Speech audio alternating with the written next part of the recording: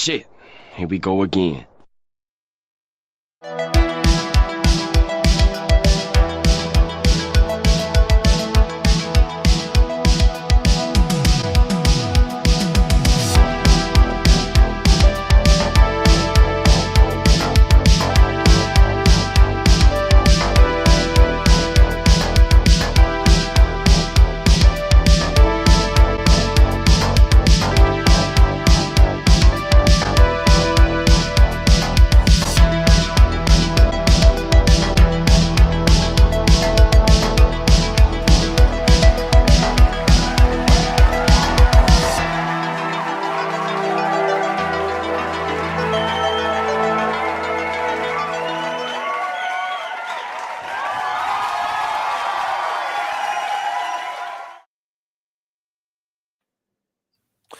Well, hello everybody. Happy Tuesday. Purple Valkyrie, I tried to warn you. What did you think about that deepfake?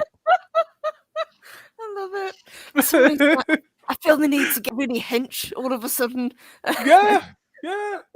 And I must say, Purple, you look a lot better in green than She-Hulk. Thank you. yeah. Hello, Nathan. Thanks for showing up. Every other week we are lucky enough to have you. It's great to see you. Let me introduce the chat to Flaccid Phoenix. This is someone who's in here tonight. Obviously, Max Field Von Priestley is still having his walkabout, so I lost a bet, and I have to have Flaccid Phoenix on the show tonight. So, Flaccid, I guess thank you for being here. How you doing? Doing good. Excited to be on here. Finally have a real Marine on the stream, so see how it That's goes. true. Yeah, we'll see what Max has to say about that when you get back. But no, I'm really glad you're here, brother. And yeah, we like to joke with Flaccid. So if you guys hear us having banter back and forth, it's mostly not meant, but some of it is. We've got an awesome member chat from Zaxx, who's been a member for he's been a what do I got here? Tell me what I'm reading, Purple Valkyrie, just so go ahead. Yes, we have got a member chat from Zaxx. Great to see you, Zaxx. He's been with us for 5 months. He says I'll be joining worst behavior chat. So I think he's encouraging the chat to be the worst on our worst behavior as they can. Yes, that's what I thought. Speaking of being on your worst behavior, look at all these beautiful people in the chat today. My gosh, we have 16 people. This is fantastic. William 1M1, hail to you. It's great to see you, my Taverin. We have Jacob Ironside, the Thad that shouldn't be. Great to see you, Matt. Of course, we also have Squeaka. It's great to see you. Did you solve your bourbon problem? Update us all in the chat, because she ran out of bourbon over the weekend, and that's not good at all. And of course, we have Brian's Gate. It's great to see you. Yes, absolutely fantastic, you guys. So we have a lot to talk about. The world is being the world right now. We're going to try and bring you some joy and also bring you some entertainment, maybe a couple of good laughs. And of course, there's Blair to Blair, another one of my channel members, and Zaxx is in there working the crowd as ever. So let's go ahead and get right into it. What I'd like to start out with tonight actually is a follow-up from an article or a story that I covered, I think about 2 months ago now, and it has to do with the MonsterVerse on Apple, and in particular, the kaiju known as Godzilla. So apparently, they're pulling out all the stops on this thing on Apple, because I don't know about you guys, but I don't think anybody actually watches Apple TV. Flaccid, do you have Apple TV? Do you watch anything? Chat? No, it's funny enough. I have like almost every streaming service besides Apple. I have like Paramount, Hulu, HBO, Netflix, Disney Plus. I do not have Apple TV, and probably for the reason you're talking about, there's nothing on there. Yeah, everything that comes out, it's like Invasion. I was like, okay, this looks cool, and then I actually watched the full trailer. I'm like, no, it doesn't. And now they're doing the MonsterVerse, and that includes the kaiju that we're seeing right here. What about you, Nathan? Okay, you guys, vamp for me a little bit while I go into my chat, because I'm finding some stuff and I want to get on that real quick. So go ahead. Okay. Yeah. The Apple thing, no idea. I don't even know anybody that has Apple TV. I mean, it's like it's like the Tooth Fairy and Santa Claus, right? Does it really exist? It does. They spent a hell of a lot of money on it. And Squeaka says, no, she hasn't solved her bourbon problem, but she's drinking this weekend for damn sure. And she is a woman of her word. We have our first super chat of the night. Squeaka, you are far too generous. Thank you. You have been a channel member of mine for several months. We have done a couple live streams together in various states of bourbonness, and it's great to see you. She's for $20. She says, have a drink on me. Let's see, Squeaka, I'm going to give you something out of the bag of tricks. This one is for you.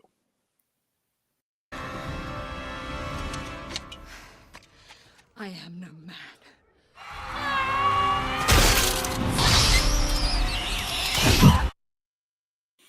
Yeah. There is way too many streaming options out there, in my opinion, and not enough quality things. There's a lot of content, but not a lot that really I even want to watch. And we're going to get into a lot of things tonight, especially around Disney, Star Wars, Disney, Marvel, Hulu, freaking Paramount. I don't even care enough to sail the high seas to watch this trash. Flaccid, I guess, what's your take on this? Since because you have all of these streaming services, do you have them simply because you have extraordinarily bad taste, or is this for YouTube?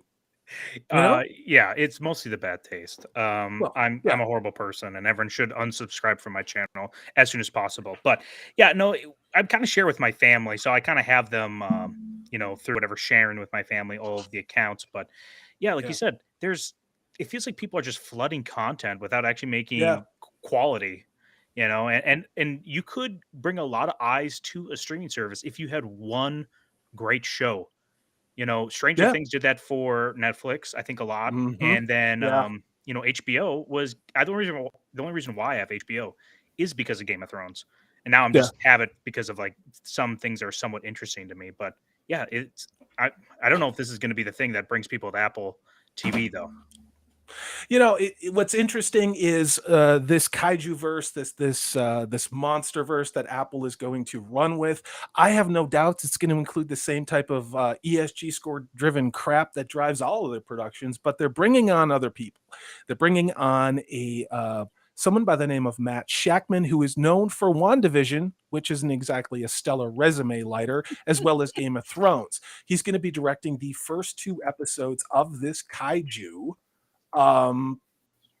project on Apple. And we've talked about it before because they're bringing in a comic book writer, somebody who actually wrote, I believe, you guys have to keep me honest on this one, I think it was Green Arrow. And that, of course, is, it's Hawkeye. So Matt Fraction is in on this as he's writing alongside Chris Black, who did Star Trek Enterprise as well as Outcast. And there are people from the Toho Company Limited, as well as Hiroto Matsusuka and Takamasa Arita that are going to produce for this. So, this is another one of those shows where it just, it looks like they're getting the right people in a locker room, but I don't think these corporate ESG scores are going to allow them to make this. You guys think I'm being unfair? What's your read on this? Nathan, let's start with you. I think it's perfectly reasonable. I mean, you have like the last names that you read off there for the executive producing would be the only reason I think why this show would succeed, because those guys over there tend to want to actually produce good stories. But the problem is you have this director and you have everything that's funneled through an American company with American writers. And so I think the real big concern is hitting that score so that you have the proper representation and making sure that Godzilla has a penis but identifies as some type of female monster. Speaking of females that might have penises, Kelly Sue DeConnick is also involved on this Apple show. Oh, that might have come out wrong. Sorry about that. I wondered where you were going with that. I thought if he cuts to me, then I should have gone. That was a slip of the tongue. But yeah, everybody's favorite you want to see my destroyer. Yeah, everybody's favorite comic book destroyer, Kelly Sue DeConnick, who famously said, "If you don't like my comic book, don't buy it." And no one did. And we'll see if she kind of brings that kind of mouth to this game as well. So yes, I got a sneaking suspicion in the chat saying it as well. This is going to into the same trap that the films have, and we're going to have a lot more human elements from the kaiju. And all people want from Godzilla is to see month fighting. That's all we just want. like in Star Wars, we just want to see Star Wars. We don't need an adult soap opera. Just like Wheel of Time, we want to see Wheel of Time that we recognize, not CW trash. And from all reports, the same thing they're going to be doing with the Lord of the Rings, the Rings of Power. It's not going to be about Tolkien. It's going to be a big freaking soap opera with intersectional feminism. So, yeah. The best way to describe it is having a WWE match, but you're focusing on the audience or like the concession stand guy versus the people in the ring who are fighting. You're not watching the professional writing. You're learning the life story of the kid that's selling hot dogs. And it's like, that's not it. This is a fascinating comment. And I may have heard this once before. It says, by the way, you look exactly like Michael Keaton, Salty Texas Sea. I'm Batman, bitch. I'm Batman. So, thank you very much, Rick Silva. That's next Tuesday. I needed that. Need Salty to come on with the cowl. Yes. Yeah. I got Batman right there. There's Batman. So Shield Wall of Dragons says, I'm calling it right now. 90% of the show will be people talking and 10% of monsters fighting.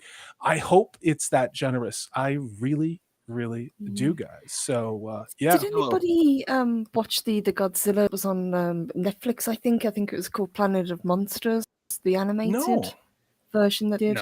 That was actually quite good. I surprisingly enjoyed it considering it was on Netflix, but I don't know, I've got a really bad feeling about this, and we don't even have Apple over here, so I don't know what they'd put it on. Isn't this kind of isn't this kind of a niche kind of grouping of things to put your bank on, though? I mean, this hasn't been a real big draw for any American market, really, has it? Well, I think what happened is it's a typical corporate boardroom behavior. They saw the kind of box office that Godzilla versus Kong had, and they think, well, we got to have Kong because the kids want the Kong, or the kids want the Godzilla. And it doesn't matter what the story is. It doesn't matter any of it as long as it has Godzilla in it. That to me, in my opinion, is as far as the rationale goes with the entertainment types in the boardrooms these days. Flaccid, what's your take on this? Are you a Godzilla lover in the metaphysical or metaphorical way, or where's your position? Do you have any interest in this? You might be muted, Flaccid Phoenix. Oh, sorry. Yeah, my dog was barking there for a second. Sorry. Yeah. Well, you know what? Something earlier that I thought of was, is this a good sign that Warner Brothers is kind of stepping away from this property? And for like Warner Brothers, because you have the new CEO, David Zaslav. Is that Zaslav? How do you say it? Sure. Zaslav, yeah. Yeah. So I wonder if this is a good step towards Warner Brothers saying like, hey, we're not going to make stuff that hasn't been kind of vetted through and actually is going to be a good story. We're not going to do that anymore. So if Apple TV wants to overpay, go ahead. Well, they got plenty of money. Not a lot of sense, if we're honest about it. What were you going to say, Purple?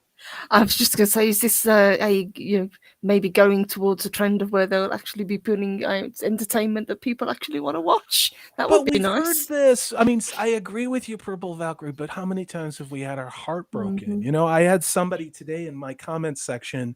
I think it was our member channel, our channel members live stream where our channel members gave their thoughts on what was going on with She-Hulk, and people were like, you should give this a chance. You can't just hate on something without seeing it. It's like, first of all, I'm not hating on it, and second of all, I have been to this dysfunctional Marvel Disney party for a long time now. I know what to expect from Disney Marvel, and if the same people are there and the same leadership people are there and the same quality of crap is going to be produced, then how am I being unfair? All I'm doing is simply being an unwilling participant in a dysfunctional relationship. I do not want to be with those crackheads who are running Disney Marvel. I don't want their content. Now, I mean, Nathan, you have kids. Where are they at with this? Did they see the She-Hulk trailer? Does anybody care? And then I'm going to get to the super chat from George. I've not heard a single peep from my kids. Not a one. Wow. It's really sad. ever since we went and saw the Spider-Man movie back in December, has been radio silent on anything Marvel. Yeah, interesting. And Purple Valkyrie, this is one of those things where some inside baseball, we don't even want to talk about She-Hulk on the show tonight because what is there to talk about? What? Exactly. Yes. Yeah. We've kind of covered it, and you had a great member stream, kind of going over and giving reactions, but across the board, it just seems people aren't that interested. Even the people that this show would have been ideally targeted at really don't seem to be that interested in it. Yeah, this is that mythical audience, the same one that they're making the Kenobi representation, intersectionalist victimhood narrative before the show even comes out for. I mean, is that your marketing plan? Are you going to appeal to 20 to 30-year-old female SJWs who like to have, like, I don't know, third wave feminist porn on Disney Plus? I don't know. I need to get to George, the Giant Slayer. Hail to you, brother. It's great to see you. I really hope you're feeling well, and I hope that we get to work together soon. He's for $20. Thank you. Says, Taika Waititi introduces the world to Jane wielding the Odinson stick while banging the pool boys with Cuck Thor's consent. What a tragedy. All hail, Salty in panel. Well, hail to you, George. You pretty much, I think, you just leaked the entire plot for Thor 4. So thank you, Hail. Let me give you something from the bag of tricks. This one's for you, George. Hail. We travel light. That is handsome walk. Indeed. And once again, thank you very much, George, the Giant Slayer. It's a great little fandom we've got here, a great community of people who we are not an echo chamber. We have very different takes, and I enjoy listening to many, many people's takes, including European lore, including George the Giant Slayer. So, hail, it's great to see you guys. And even somebody like Flaccid Phoenix, I like watching his videos too. So, yeah. Oh, look at Jacob Ironside. Before we roll off this Godzilla topic, says the MonsterVerse won't be about Godzilla. It'll be about Mothra looking for her non-existent children. Damn. That is, of course, a reference to the incredibly unfortunate Doctor Strange 2, which I sadly gave my money to watch. Yeah, I don't know. It's terrible because I want to be excited about these things. We talk about this stuff all the time. I want to be excited about Star Wars. I want to be excited about a new Marvel movie. I want to be excited about Lord of the Rings, but why? I mean, maybe if I had brain damage, I guess it would be fine to just have in the background, but I just don't see a lot in this that is for me. And I don't know how many times I'm going to get burned with this thing. So do you think it is a case that it's now quantity over quality, or do you think that everybody's just getting very burned out on, what seems to be the same shows being put out? I don't know. To me, again, I don't have Disney Plus. I canceled Netflix. I have Amazon because I live in the middle of nowhere and I need to get stuff. I don't have Paramount. I don't have Hulu. And I don't feel like I'm missing out on a lot between YouTube and Amazon streaming. And then my own physical media collection. Just listening to everybody else talk about these shows, it's like I'm doing myself a favor not bringing them into my life.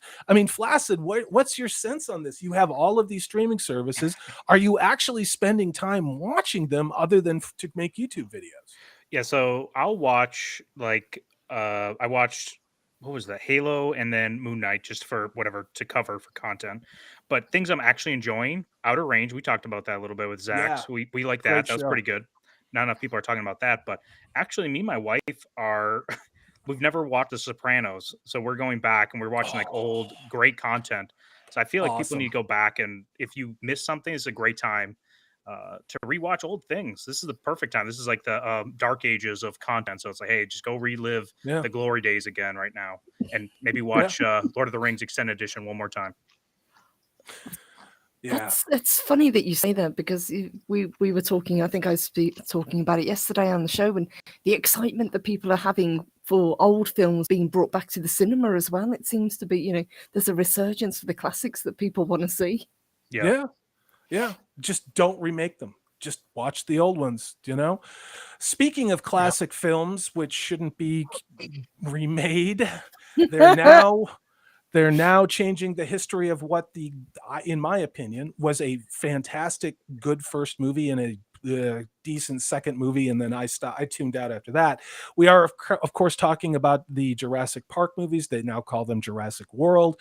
And like every other thing that's out current year, there has to be an ideological lens applied to it. And of course, now here we have, thanks to Bounding into Comics, the article is called Jurassic World Dominion. This sounds like a wrestling federation. Stars say the whole series was feminist and empowering to women from the beginning. You know where I'm going to go with this. Purple Valkyrie. Tell me about the influence from a feminist perspective that watching dinosaurs eat people was in the first, I guess, couple movies of the Jurassic Park saga.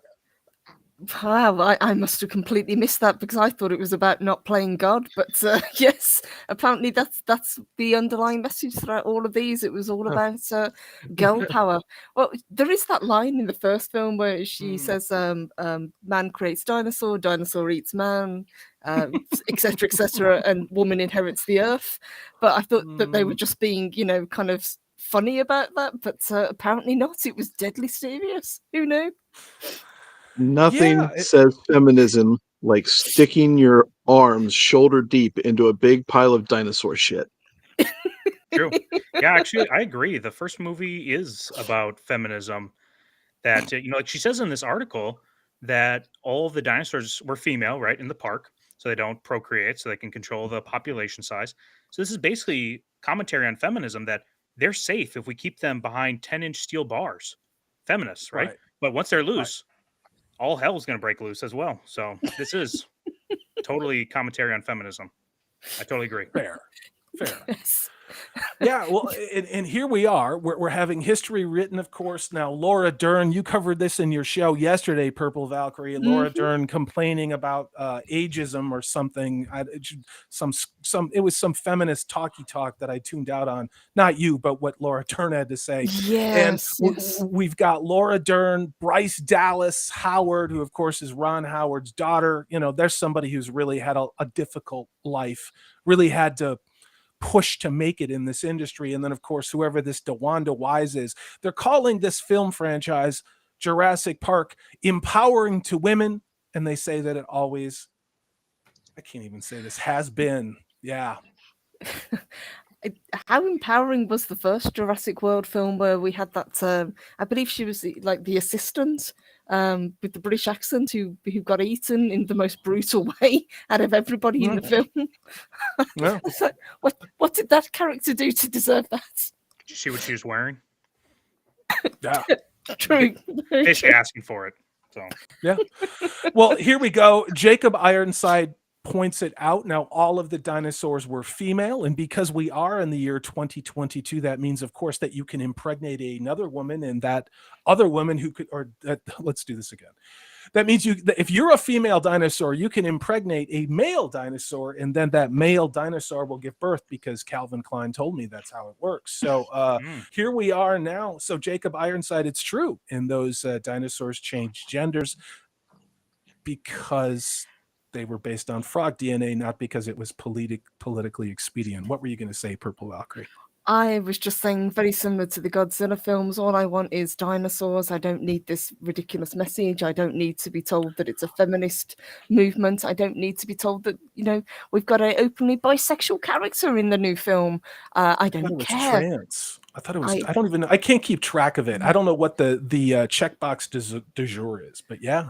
All I want is cool dinosaurs, and preferably actual, not all CGI, but special effects dinosaurs like they had back in 1993 that looks incredible. Well, that's just your internalized misogyny, Purple Valkyrie. You obviously, you were just a victim of the patriarchy, and you really probably should have went to Smith College.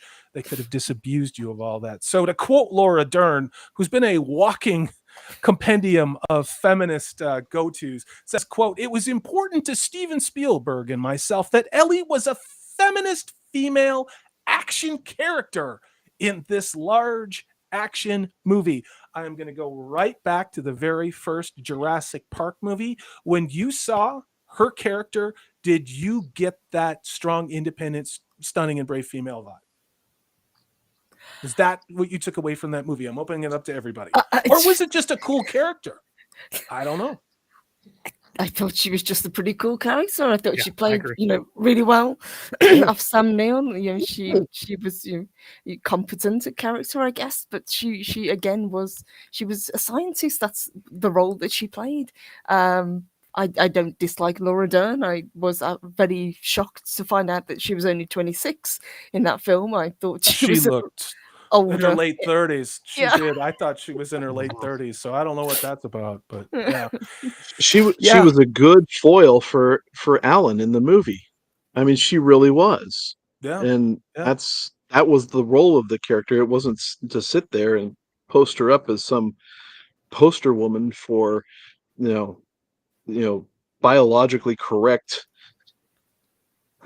archaeologists. It's just stupid. Yeah. Well, the important thing to take away from this article is that Laura Dern has said her and Steven Spielberg want to make sure that if it wasn't obvious before what a feminist role model that her character was in these movies, that it's definitely going to be more overt in this movie. Yeah. Just what we all wanted from our This kind of feels like retconning too, isn't it? Like, oh yeah, we always want her to be feminist. Just be guys. Yeah. Always. Yeah, whatever. This film's nearly 30 years old, but it was always feminist, guys. Absolutely. Yeah. And don't worry, Bryce Dallas Howard is carrying that same ESG score message forward, saying that Jurassic Park's foundation was, quote, pro-female, and she says that the engineered predominant gender of the dinosaurs proves that. Jurassic is a very pro-female. I can't even read this shit, guys. Jurassic is a very pro-female franchise. These are Fruit Loops in Hollywood. These people have millions of dollars stacked around the house. They never have to worry about anything. And here they are lecturing us to us because all we want to do is see a dinosaur movie where dinosaurs eat people and dinosaurs destroy things. We don't need a dinosaur feminist agenda. Mm-hmm. You guys, what's your take on this? Dip out of this one before I start stringing profanity together like I'm knitting. Bryce Dallas. Bryce Dallas is going to get knocked up, and Laura Dern's going to be the daddy. You heard it here first. You heard it here first. You should have said spoilers. What's your take on this, Flaccid? Are you excited about this one? Well, I just can't wait till movies go back to being anti-female. Just tired of these pro-female movies, Hot take. That's a hot take. No, I mean, like, it's so aggravating watching all this. People feel like they need to pander to.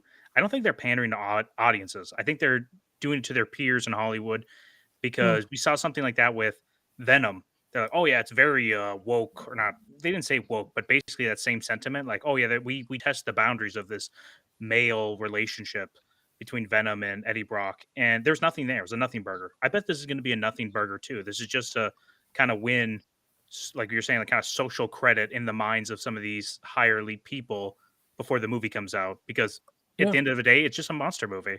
Just a stupid action flick. Yeah, and if it's got bad writing and it's all ideology, you can add it to the very, very tall pile of crap we have had to endure for the last couple of years.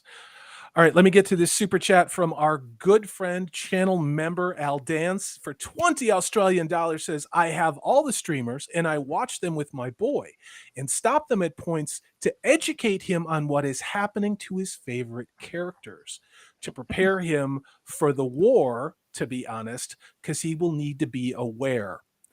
And it is working. Aldan, hail to you. You are doing the job of a father. Mm-hmm. That's a good dad. What's your take on that one, Nathan? You have daughters. Do you do that with some of these movies, or do you try and point out what's happening in entertainment and what's going on? I try to. It's tough when one of them's a teenager and won't listen, and the other one's about to get there. but you do have to take an opportunity at least every now and again to sit there and make the corrections. And and if your boy's willing to sit there and and go through that. That is awesome. It's great. I can't applaud that anymore because agreed. That's where activism should be. It should be in your home, not out there in front of the White House or wherever without a job. Yeah, no more mostly peaceful, fiery summers, if that's okay. Maybe it starts with being a good father and being a good mentor and being a good example and running interference to the wackadoodle stuff we see in most of our institution on these days. Flaccid, what's your take on that, man? Oh yeah, well, when I'm usually educating children in my white van, I drive around the neighborhood. I do try to educate them about some of the good content we're losing out on right now, and how it's going to shit. And then I drop them off at their house, the bag full of candy, and now I can't live by that elementary anymore. So, if anybody in chat is free to jump on this stream, I will boot Flaccid's ass right out of here. So there we go. Yeah, I'd say thanks for that, but that would not. So, but Purple Valkyrie. Yeah, Purple Valkyrie, where are you at with this? I think this is so admirable, and Eldan, really, this is what we have to do. We talked about it. I think it was in a stream. It was on the member stream where we were talking about show your kids what good entertainment is. Show them the movies that have the hero's journey. Show them stuff that doesn't have the message. And then once they start seeing it, they can't unsee it. So Purple, sorry, go ahead. Mm-hmm. Yeah, Eldan sounds like he is a fantastic father. So hats off to him for that. But yeah, show your kids, go back to the black and white films to show them, what cinema used to be, how great it was. And same with books as well. Give them books that you think, are way beyond their reading capability. Kids will surprise you. Give them something that will challenge them. Yeah, and that's the crazy thing about this whole Jurassic Park thing. It's just another movie that's using intersectionality to sell it, and we're seeing it with Prey. And Prey is a sequel, an endless sequel to the Predator franchise. Mm-hmm. I think all of us would love a good, gritty Arnold Schwarzenegger-like Predator movie. Instead, we've got the feminist intersectional checkbox Predator movie. Wow. With the Jurassic Park franchise, I can't understand why they went down the feminist route when the most obvious one would have been either environmentalism or, don't play God, because that was the original message of the films. Yeah, but they are playing God. We all know what's going on in places around the world with manipulating certain things, don't we? So maybe that's not the messaging they want in these movies. Maybe they just want to keep pushing that feminist stuff, I guess, because Hollywood knows how to treat women, guys, in case you didn't know that. Like, they're really good to them, and especially ones that think for themselves. They're all welcome, especially those moderates and conservatives in Hollywood. I can't even say that with a straight face. Squeaka, it's great to see you. We will see you guys later. And like Zaxx says, nature finds a way. And you guys vamp for me. Go ahead. Yeah. I want to put a shout out. Jayden Hamilton graduated high school today. Jayden! Congratulations! Jayden Hamilton he was commenting on my videos before I came monetized months ago on my Wheel of Time stuff. He is here faithfully for almost every live stream, as well as for Purple Valkyrie, and has the good sense to have nothing to do with Flaccid Phoenix. So we're very happy to have you as part of our fandom, and thank you for calling that out. Jayden, congratulations, and you're going to love college. You really are. Yeah. Well, it's a lot easier for him now that he's over 18 that he doesn't get visited by the white van. So it's really easy for him. True. We don't discriminate. So I think this is the reason why Jurassic Park is getting that. It's a feminist shield around it, because Sam Neill is lowering people's expectations as to what they're going to get for this movie. And this is an article that came out yesterday. It says, moviegoers no longer accept the Spielberg slow burn Jurassic Park of action pacing. I would disagree with that entirely. Yes, arguably Jurassic Park was one of Spielberg's most popular and I think at the box office biggest takings when it comes to his films. So I would say that's completely incorrect. I think what people actually want is more like Jurassic Park. They want the slow build. We're not stupid. We don't want to be, just have our hand held and walk through a movie. Yeah. Can you imagine this? Instead of looking at the story and the 12, the 3-act play, the 12 steps of the hero's journey, this is literally what this article from Variety says, that the 1993 original Jurassic Park takes 45 minutes to build up before a Tyrannosaurus Rex is shown. But this, this new Jurassic World Dominion sequel has a dinosaur from the very beginning. That doesn't mean it's a good story. That doesn't mean anything at all. Nathan, what do you think about that one? I mean, do you judge your movies for how many flashing lights and bouncing things and dinosaurs eating people are right out of the gate, or are you old school and like a good story? I like great writing. And a great example of this is, has anybody seen Tinker Tailor Soldier Spy? Either Yes. the show from the 80s or the movie. Mm-hmm. How long does it take for anybody to say one word in that movie? And I believe it's 10 minutes, around there. And but you get immersed into a whole bunch of things during the course of that time. You don't need to have action or words or anything to tell a story. You just have to present something for the audience to get immersed in. And I personally enjoyed that movie quite a bit and was immersed before they said any words in that movie. Yeah. Purple, what's your take on that? Yeah, absolutely. I think they're really not giving audiences the credit that they deserve. As I say, people aren't stupid. People's tastes, I don't think, have changed over the years. All we want, and we've said it multiple times, is good entertainment. And if people are turning away from these sort of films, it's because they're not getting, the satisfaction from them. People don't want constantly, flashing lights, explosions. We've had that. I think a lot of people would actually like films to go back and, just to slow the pace a little bit, and, a great drama would be fantastic. Westerns we've talked about would be great to bring back. So I don't think people's tastes have changed. I think it's just the way Hollywood view the audience now. I also think it's hard. I think it's hard to write stories. You actually have to have talent. You can't just be there because your daddy got you there, or you slept with, or because you met a external quality or sexuality checkbox. You actually have to have the capacity to write a story like that in order to make a story like that. And I don't think there's a lot of people in Hollywood that are actually being hired because of their qualifications and because the meritocracy is bad. That's probably a hot take and maybe really unfair, but at the same point, show me where I'm wrong. Outer Range was a pretty good show. Go ahead, Flaccid. What's your take on this, brother? Well, I don't know what you guys are talking about, because I have a chart right here that says more dinosaurs equals more money. So let's put more dinosaurs onto these movies, baby. No, yeah. Sam Neill quote just felt weird, because has he seen the other two Jurassic World movies? Like, that's the direction they've been going. So for him to be like, well, this most recent one, I don't know what's going on with this. It's like, dude, 30 years ago was that first one. And I would argue the third Jurassic Park felt like so weird, and Jurassic Park 2, whatever that was called, was it? The name's escaping me, but that one, it felt off compared to the first one. It's literally the first one is great. The first Jurassic World was okay, but again, that was a lot of nostalgic bait, like we got from like the Force Awakens.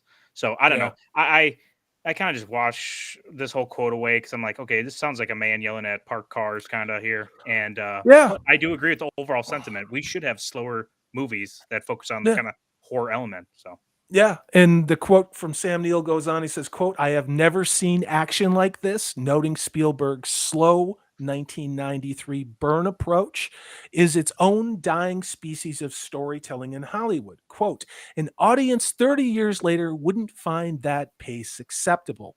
As a result, this has action from the moments the lights go down." though of course it has quiet moments.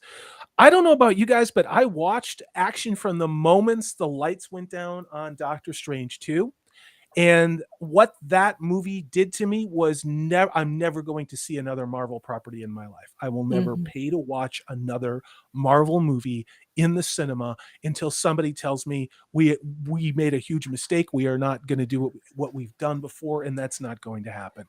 I think Jurassic, what was the movie before this? I think it made a lot of money, if I remember correctly, but here they are.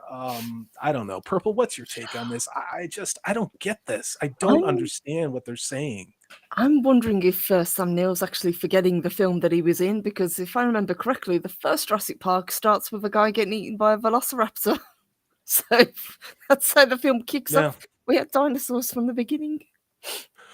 Yeah, you know, guys, I'm not entirely sure about this marketing spin for this movie. First of all, it's a feminist movie. There's going to be a lot of feminism in it. And then, of course, it's going to be a lot of flashing, explosion, dinosaur-eating, nonsensical stories last. So that doesn't exactly appeal to me as I would say, a more discriminating moviegoer. I think we're all dying for a good story. At least I am. And the rarity for that to me really was out of range. And if you haven't seen it, I cannot recommend it enough. If Zaxx were here, he would be kicking me under the table. Taker610, thank you so much for being patient. This is for $5 says, if only those sex swapping frogs had TikTok in 1993. This article sounds like one big piece of you know what per Dr. Malcolm. Yeah. I don't know about you, but I can rewatch that, and I do. I actually own the physical copy of that original Jurassic Park movie. I don't have any copies of any of the other ones, and I honestly would not have gone to have seen this movie in the theater, even if they weren't saying these things about it. So hail to you, Taker 610. Guys, is there anything coming out that you guys are looking forward to while I pull up the next article? Is anybody going to go see the Tom Cruise Top Gun 2 movie? Quick. Yeah, I'm going to go see it. Yeah, definitely. Yeah. I'm probably not, but then I was never a massive Top Gun fan, but I think it seems to tick all the right boxes with fans. It doesn't seem to have gone particularly woke. It seems like it's a worthy sequel. So I hope for the people that love it, it's going to be a great film. What about you, Nathan? Are you going to go see it? Are you going to take your kids to see Top Gun 2? Where are you at with this, man? Movies are too expensive to go now these days, so it's a rare time when I get to go and see one. So if I see it, I'll just wait till it comes out on streaming. Or to add to that, I am about as anti a Tom Cruise guy as you can get. So true. It's the what I'm looking forward to is The Northman coming out on Blu-ray. Oh yeah, I really can't wait. Yeah, there were a bunch of people, including European lore in Wakaziji's Tea House, who actually got to see The Northman, and I cannot wait to talk to Gray about that. So, speaking of movies, I would very much like to see, and I know this gentleman has a special place in Purple Valkyrie's heart, and probably most of the heterosexual women out there in the chat, and. So we know what's going on with Warner Brothers. There's been a lot of churn. Looks like a lot of things are getting axed. Looks like maybe there's reason for hope. But this particular article right here, we've heard this one before. Henry Cavill back as Superman. What is our take on this? Let's start with Purple Valkyrie. Yes, please. I love Henry Cavill. I think not just as for playing Superman, but he just seems to be one of the very few good guys that Wood has. He's always come across as very cordial. He's very polite when he does his interviews, and he's a nerd. And he is, other than obviously the dearly departed Christopher Reeves, he is a fantastic Superman, and they're just not using him. And he wants to play this role. This isn't like, they're having to twist his arm to come back. He wants to be Superman.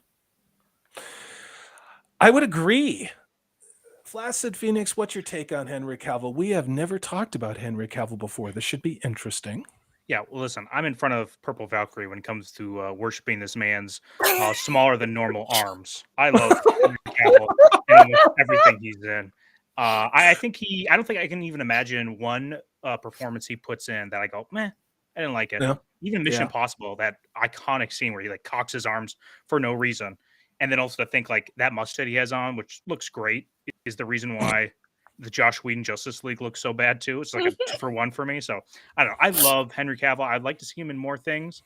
And he is the perfect Superman. And I love Ben Affleck Batman. So I, as reluctant as I am, I want them to restore the Snyderverse for those two actors, but really not nobody else. So I'm excited for this, if this is true. Yeah, this is not the first time we've been hearing this. We've been hearing this a lot over the past year and a half. And then, of course, this article goes on to why, of course, The Rock is a good friend of Henry Cavill and they share the same agent. Mm-hmm. So since they're going to be doing Black Adam, one has got to hope that Dwayne The Rock Johnson's pull might get us Cavill back. Nathan, what's your take on this? Does your wife love Henry Cavill? Do you secretly lust after him? Where are you at with Henry Cavill? Why wouldn't you tick yes on all those boxes? I mean, the man is he's excellent for the role, period. And I think that was the biggest shame of them jumping to the Justice League movies so quickly is you didn't give Superman a second movie to build up his character arc. That was the biggest crime.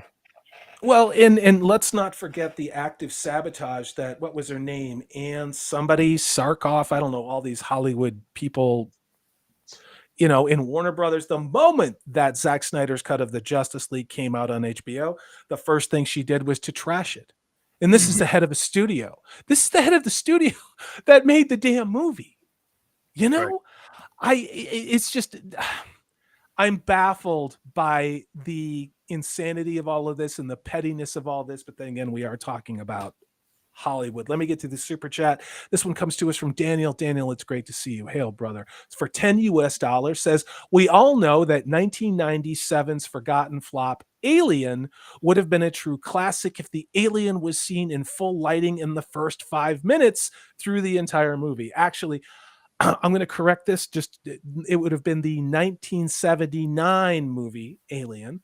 We all know that if only the alien would have been seen within the first 5 minutes, it would have been a brilliant movie. This is the thinking, that movie. Yeah. And the reason why you can go back and watch Alien is because it is a slow burn. It's a psychological burn.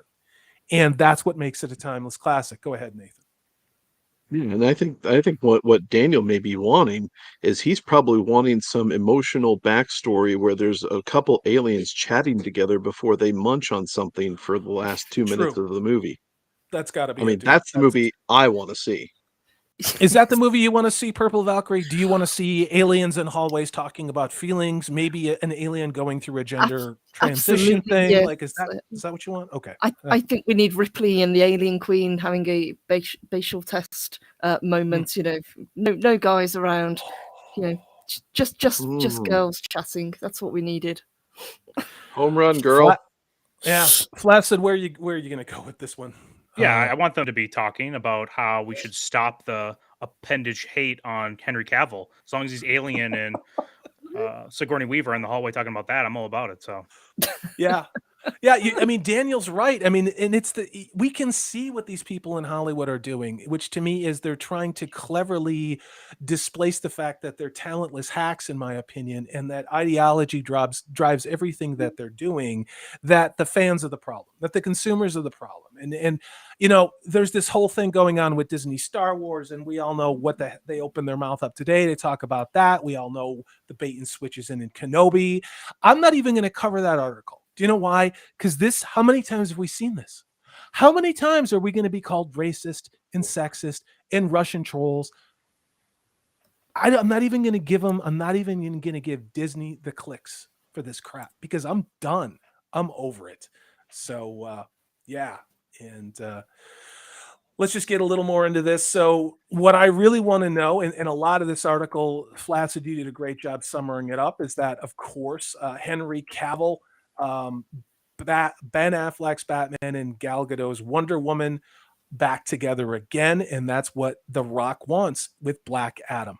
So are we going to get it? I don't know. I think what we're all wondering is where the hell did J.J. Abrams go? And Ta-Nehisi Coates. Yes. Why is The Rock got so much say in this film?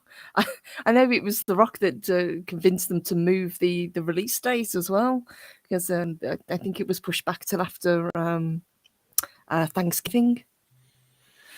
Yeah, this article points out what a lot of us in this fandom and much larger YouTube channels before I ever started mine say. It's all about the money. It's about the money. These studios have not been making money hand over fist. The last big movie, in my opinion, that was a true blockbuster was Spider-Man No Way Home. Mm-hmm. They like to say that Doctor Strange 2 is making a ton of money because I think it just crossed over the $800 million mark. But the problem with that is that they literally shot 2 movies. Like they really did. They replaced, if not 50%, up to 80% of Doctor Strange 2. That's 2 movies. Yes. So I don't care if you make it $800 million. You didn't make jack for the rest of Marvel Phase 4. Go ahead. Sorry. I was going to say, wasn't a lot of that made in the pre-sales as well from tickets before the film even opened because the hype was so high?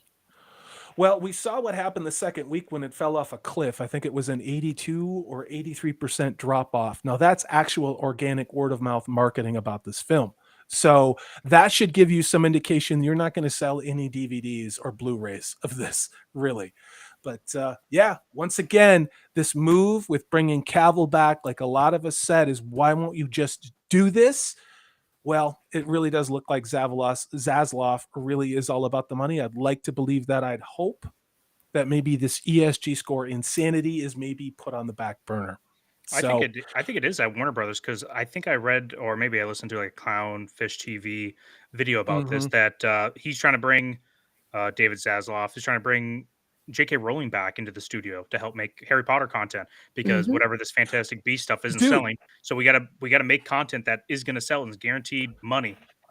Yeah, and and a lot of other channels say this. The only people who think that J.K. Rowling is some trans whatever, insert the wokerati moron comment thing, is 0.0000001, to channel my inner as percent of the population. There's another 99.99999% out there that would love to see another Harry Potter property. And I'm not talking about the Fantastic Beasts. Yeah, I blocked it because it's such a terrible idea and terrible execution. And it's British too. Ugh, you know. You're gonna get stabbed by somebody who's purple and a redhead, dude. Wow. Just don't feed me whatever you're cooking. That's all I'll say. Oh, yeah. That's it. I'm sending you a shepherd's pie now. Wow. I thought Zaxx could derail his stream. Jesus, somebody needs to put a tranquilizer dart in Flaccid Phoenix. No, I mean, chips. Well, yeah, but the thing about this is J.K. Rowling was a very talented writer, and I'm sure she still is. I think all of us I would love to see more Harry Potter, but here's the thing. I don't need a feminist Harry Potter. I don't need an ideological driven Harry Potter. I don't need a trans representative Harry Potter Wizarding World. I need a good story set in the Harry Potter Wizarding World. That's what I want from this. If it has J.K. Rowling's name on it, as we've seen the Fantastic Beasts and How to Get Rid of Johnny Depp movies or whatever they're called, they are not very good. And yeah, that's my take on that, you guys. All right, I'm going to get to go ahead, Purple. I was going to say, yeah, that's absolutely killed that franchise. I don't think we're going to be seeing any more Fantastic Beasts after this third film. Speaking of killing franchises, here is a topic I have never talked before by choice. And this will probably be the only time I ever talk about these particular people, simply because there are other channels, and no disrespect to anybody, who will cover this much more effectively and better than I ever will. We are, of course, speaking about Amber Heard, and I've never said that on a live stream, Aquaman 2. This, of course, goes back to the trial. Now, I have not been watching that. I've been following different people's coverage, and usually I just ask Purple Valkyrie, hey, what the hell's going on with AH and Johnny? And she gives me a little snapshot of it. But have you guys seen what this is that Walter Hamada testified about what happened to Heard and her being booted from the sequel and all these other things? Yeah, he testified today, right? Mm-hmm. Did you see this, Purple? Yeah, go ahead. You can go. Yes, yeah, and what I saw bits of it, I do need to do a catch up on today's because I was actually out most of the day. But yeah, Hamada testified in the defamation suit today, and this is something that she had kind of claimed that, and we kind of thought that this was the case. We'd heard that she had absolutely zero. Chemistry with Jason Momoa. There was just nothing working between them, and eventually, the part that she had got cut down, and then it got cut down again, and it's like, oh, why bother having her in it in the first place? If Disney are fine with getting rid of Johnny Depp and taking him out of the Pirates of the Caribbean franchise, then I don't believe that she should have continued to work on this film.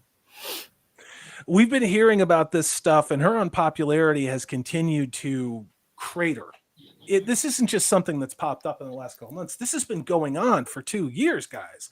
And now the fact that all right, we got our Canadian representation in the house. Everybody say hello to Zaxx. Zaxx! This evening. So there Hi, guys. you go. I gotta get going. This guy's here.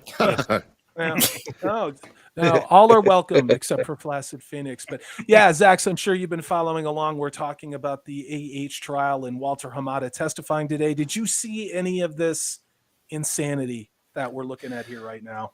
Thankfully, I didn't see any of it, so that was good. I've been avoiding that as much as I can the last couple days. Yeah. It's just a bit much already.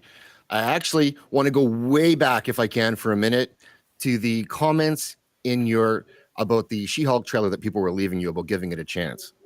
Yeah, go ahead. I want to strangle those people or shake them, because what do they think a trailer is? It's you giving it a chance. It's them picking what they feel is the best material to show you as an advertisement for that product. You gave it a chance. You watched the trailer. That's what it is. How many knuckles deep do you have to go before you can tell if you're gay or not? Like, what are we doing here? Wow. Okay. Yeah. You want to hear my standard for that, or yeah? No. Please. Not if it has to do with knuckles in sexuality. But yeah, no, guys. Honestly, why is it the consumer's fault for not wanting crap? Like, why is it our fault for not wanting something that is defective? In the case of this ESG score entertainment, it's defective. It doesn't have 3 acts. It doesn't have the hero's journey. We know that this is broken. We know that it makes no sense. Why are we the problem? I really don't think we are. Speaking of stories that don't make sense, Walter Hamada was on the stand today and said that Amber Heard's job was not imperiled for the reason the actress had claimed under oath, and that the studio actually did not reduce her role along the way. You go, guys, I'm not following every word that comes out of Amber's mouth, but boy, I doesn't look like she always tells the truth. Am I being unfair? Yeah, I've been watching the trial almost nonstop with on Ricada Laws, whatever streams. And yeah, a lot of today and I think the day before was basically them trying to prove her damages because of whatever was said between them. And now it's basically this testimony today was proving like, hey, you didn't lose opportunities and, potential contracts because of whatever was said. It's because you're not good. And this was another like nail in that coffin was, hey, we've heard things between the director and Jason Momoa that getting your chemistry right took a lot of work and editing, and we should just recast it maybe. And you don't cost that much, and we're not looking to like renegotiate. It's either we're going to recast you or just drop you or just keep you on and reduce the role. They should recast Johnny Depp as Mera. Okay, that would be funny and weird. And they're probably going to do it. Let's be honest about it. But yeah, I mean, and this was again Walter Hamada's own testimony, and I have too many screens open. Says sometimes you just put characters together on a screen and they work. It's like what makes a movie star. You know it when you see it. The chemistry, referring to Ms. Heard, wasn't there with Jason Momoa. This one was more difficult because of lack of chemistry between the two, which is true. I mean, Amber Heard, I think, in my opinion, like most somatic narcissists, is a very charismatic person, but she also has a lot of darkness, in my opinion. And when you put her next to, in my opinion, who seems to be a pretty chill dude like Jason Momoa, of course, it's just going to make Amber look like the black hole of talentless crazy that, in my opinion, she is. So, yeah, fascinating. The question is, in the era of Me Too, where believe all women, we now have someone on the stand who doesn't seem to be necessarily always telling it the way that it is. And when you have the head of a studio or former head of a studio calling someone like that out, it really makes you wonder where all this stuff is going, and more importantly, what impact it's going to have on Aquaman 2. Let's go around the horn real quick. Yes or no? Are you going to see Amber Heard? Are you going to see Aquaman 2? If so, if Amber Heard wasn't in it, would that change your mind? Just real quick, guys. Let's start with Nathan. No, unless they recast her with Johnny Depp, I would go. I would pay money to go and see that just out of spite. Go ahead, Zaxx. I'll go see it, whether she's in it or not, if I think it looks good. What about you, Purple Valkyrie? I have no interest in this film. I wasn't a huge fan of the first Aquaman, so this one I can quite happily skip, whether she's in it or not. Yeah. What about you, Flaccid? Where are you at with that? Oh, I got a Zaxx. Thank you. Okay, I'm going to stop doing that. Sorry. Go ahead. Yeah, Go ahead, I think, if she's totally cut from it, I'll go see it. If not, we'll see how the trailer goes and play it by ear there. But yeah. I thought Aquaman 2 was ridiculously long. I thought it was another movie that probably could have had 20 minutes cut out of it or actually have added more story to it than what we got. And I don't know if I'll go see Aquaman 2, maybe. But if Amber Heard is in it, that would probably be a no. Maybe I'll just wait for streaming. I'd like if Warner Brothers did DC right. Many other people have said it, and I think the same thing. I think DC has some of the most compelling characters in Batman, in Superman, in Wonder Woman that are out there, if we're honest about it. And they have squandered these characters. And I don't know what it is, if it's just with what we saw with the lack of leadership at Warner Brothers or not. I'm really hoping the Zaslav guy is all about the Benji Greens, wants to give the fans what they want, and we don't have more feminist, trash, intersectional, commie-loving, whatever dog crap that Warner Brothers has been pushing, in my opinion. So, okay, Zaxx, are you okay? Yeah, I'm good. Just getting caught up with everything. Okay, all right, just checking the private chat. So, yeah. TRW says it, and we're going to jump off this. They are infantilizing the consumers. And maybe there is a generational difference. Maybe there is a generation that was constructed to be infantilized that they are making this entertainment for. The problem is that generation that was infantilized doesn't seem to really even want to be going to see this entertainment, at least not as far as I can tell. So, yep, that was the obligatory let's talk about AH tonight, and I do not do that very well. You all know that, but I wanted to cover that news because I think it was relevant, and to me, I think they are going to recast her.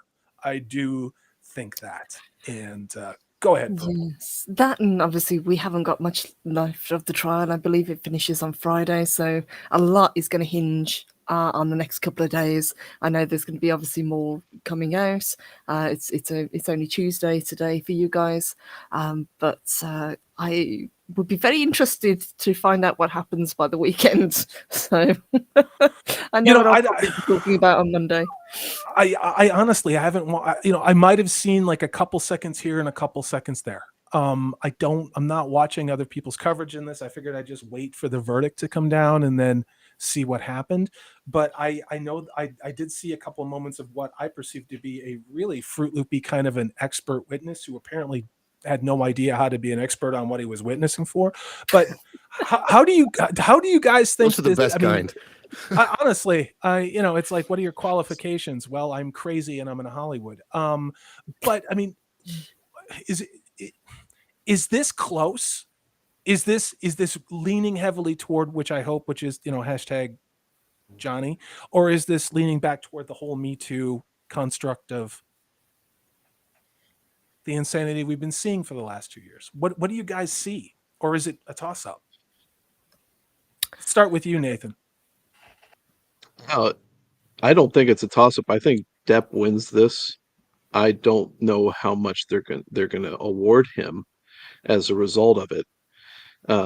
But Heard is done for the foreseeable future. And thank God, not that I ever really saw anything with her, but she deserves to go away, flat out. What's your take on this Purple Valkyrie? I didn't mean to cut you off earlier. Oh no, not at all. Yeah, from what I've seen, the public opinion is heavily in Johnny's corner, and even watching her on the stand, she has come across as quite manipulative. We've seen she's not particularly great when being questioned, whereas he has come across as being quite charming. He's been quite engaging, especially with when being questioned.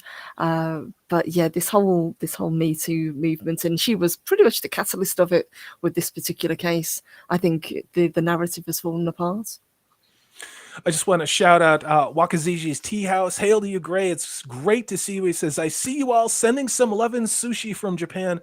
Brother, cannot wait to work with you again. Hail to you, Gray. Rick Silva says, anyone who has been watching the trial will find AH a disgusting POS, and I'll let you come up with your own interpretation of that acronym. I'm sure we will all be on the same page. Punk Waddle says, I never watched Aquaman all the way through. I was traveling a lot at the time and saw clips in hotels and the TV. Are you a long-distance trucker that's involved in serial killing, Punk Waddle? I'd like to know the answer to that. That's a great question. Certainly would explain. Got a motel that you might like. Yes. Yeah. Prophet of the Dragon. Hail to you, Steve. Steve did a fantastic live stream last night with another good friend of this channel, Nordporia Lifearm, talking about Better Call Saul in the season finale. Go check that out after this show. Says Aquaman is the perfect example of lots of flashing lights and a super popular actor getting your movie money. It's true. Just wasn't a very good movie. And shirtless Jason Momoa apparently is like shirtless Henry Cavill. So it's going to bring him in. It's going to put some butts in seats. What about you, Zaxx? Where are you at with this? Did I ask you this question already? Well, the Amber Heard stuff, I think she's probably going to lose the case, and she should definitely lose the case. It's going to be a question of what kind of damages do they award him, and I think it may end up being more of a moral victory, which could be fine for him. He may not get a giant settlement from her, but I hope that he at least gets the win and kind of clears his name, which I think he's already done. The trial has already been a bit of a win, whether they award it to him or not. Yeah. And we've got Chu says, let's just say if GAD doesn't win this, I'll lose all faith in humanity. I have a tiny little bit left at the bottom of my bourbon bottle of faith in humanity. And it would be nice to have it slightly replenished by in my opinion, I think someone who really had his life destroyed deliberately, just to see a little bit of justice. So Psycho Dwarf 9 says the same thing. He says, if Depp wins back parts, I'll be happy. I will too. Mm-hmm. I heard something going around in Flaccid. I think it was your channel. Believe it or not, I actually watch your videos sometimes. He says, you guys were talking about how Johnny Depp potentially was going to be in a Sherlock Holmes movie with Robert Morton Downey Jr. Yeah, there was some rumors about it. And I know Robert Downey Jr., he, went through his whole slump of being canceled, right? In like the 2000s, early 2000s with his drug problems and stuff. And it's actually a really cool, interesting story. Here's my little plug. Mel Gibson helped him get back on his feet. And the one thing he told him was, hey, help the next guy. So this was kind of like a way that I can see that Robert Downey Jr. is trying to help other people that have been outed in Hollywood and that he knows personally. But yeah, there was also developments in HBO that they're going to do a third Sherlock Holmes as well as a Offspin series, which of course probably will be female centric or led. But putting a Johnny Depp in something like that would probably draw a ton of eyeballs in a series of Sherlock Holmes mixed with Johnny Depp. The only thing is Warner Brothers is one of the bridges that were burned between Johnny Depp and his camp with Fantastic Beasts. So I don't know how it pan out. Yes, yeah, I can see him doing a lot more smaller independent films, like indie films, and I think that would suit him just fine because back in the day he was a character actor. Oh yeah, I can definitely see him getting back into that.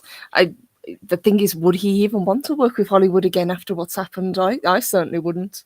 He did a ton of great indie movies in the early 90s. There's a movie called Dead Man, which if you haven't seen, is an absolutely fantastic Western with him. And I want to say it was Gus Van Sant who directed it. Really, he did a lot of really great artsy stuff out there. Go check out that movie. He is, in my opinion, a fantastic actor. He obviously is a very flawed human being.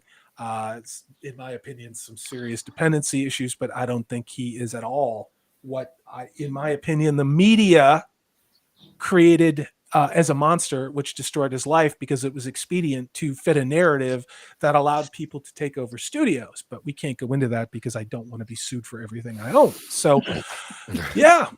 I'm shocked that he got away with being Tonto. Still not canceled for that. Well, and you know why? Because nobody saw the Lone Ranger movie. Let's get oh, got him. I watched it. I think I was one of 6 people that did. I think it was 7. You were probably the 7th one. So and Army Hammer eats people, so I guess it's fine. Yeah, literally, Army Hey, Hammer eats people. Not knock until you metaphorically. try it, guys. Come on. I know. Couldn't be worse than Shepherd's Pie. I think.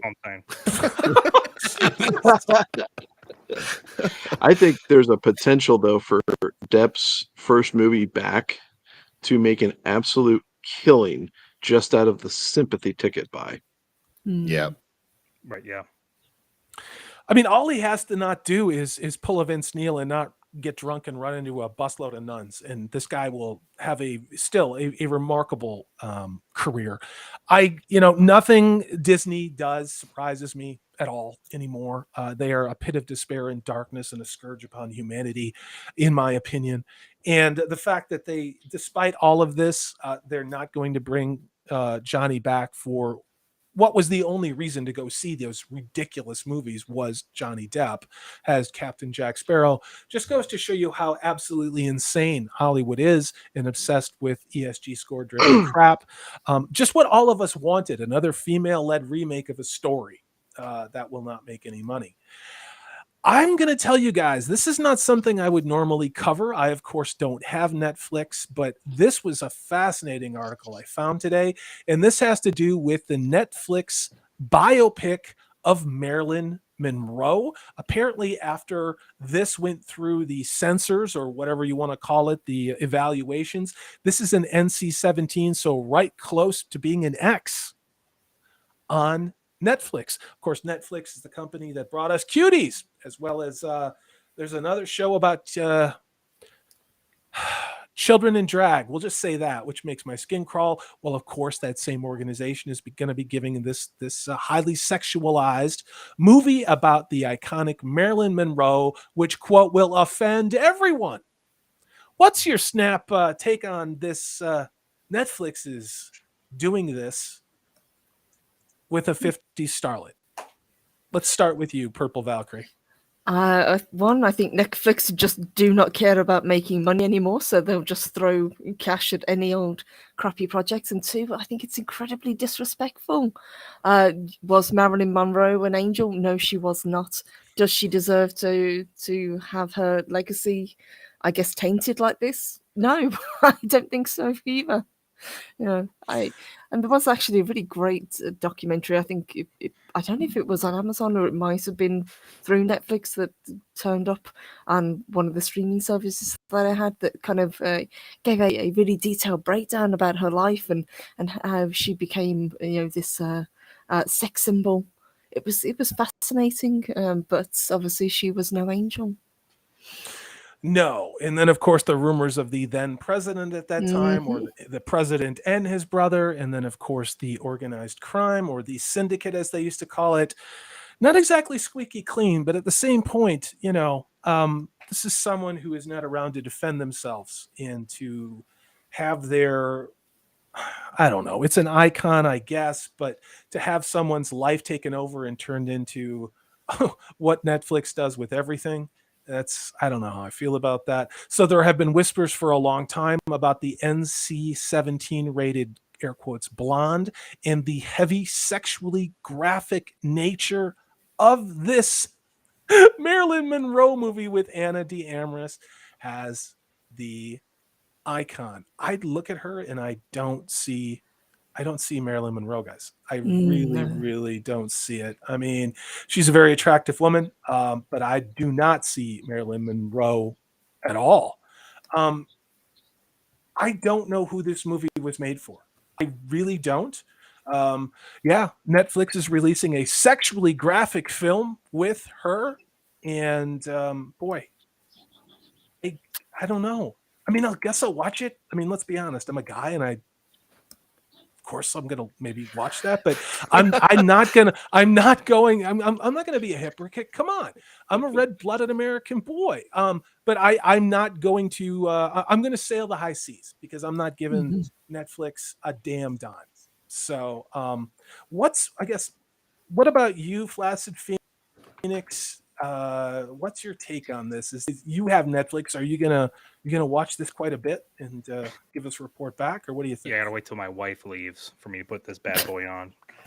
But no, I don't know. This article is kind of weird when it talked about it's gonna offend everybody, because I don't know how it's gonna offend everybody, because it feels like, isn't it more like Hollywood or kind of coastal elites right now have this feeling that you can't really sexualize women? So is that why he thinks it's gonna offend people? I don't understand. Yeah, I mean, I don't understand, because I thought it was a trope of feminism or a hallmark of feminism for women to be sexually powerful. I mean, we can go down this weird rabbit hole of what the hell these people think, but apparently this person has just made a very sex-heavy version of Marilyn Monroe's life. It's probably a fetish of whatever that director's own value system is, and now if we don't like it, we're the problem. Once again, the fans are the problem, not the person responsible for making this content. Go ahead, Purple Valkyrie.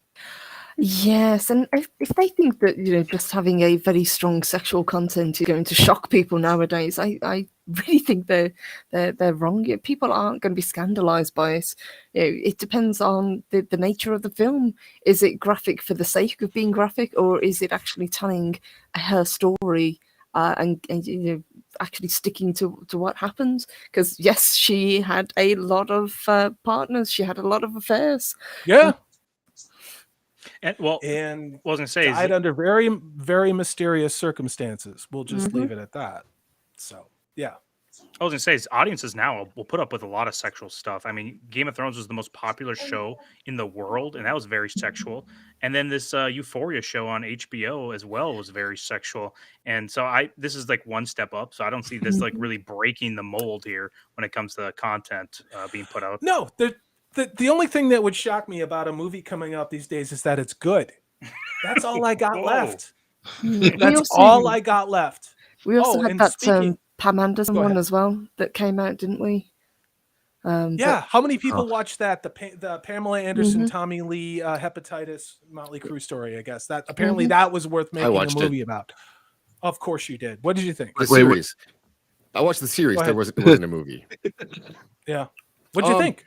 It was okay. It was a one of those shows that you don't really want to watch, but your wife wants to watch, and it's a compromise, so you watch it. And there's boobs in it, but they're fake boobs, so whatever. Okay. And when I say fake boobs, I don't mean implant boobs. I mean like they're actually prosthetic boobs they put on over the actresses to look like Pam's, allegedly. Wow. So pool flotation devices. Yeah. Is essentially what you're saying. Yeah. Yeah. Anybody else? I mean, Flaccid, did you watch that? Did you watch that Pamela Anderson, Tommy Lee thing?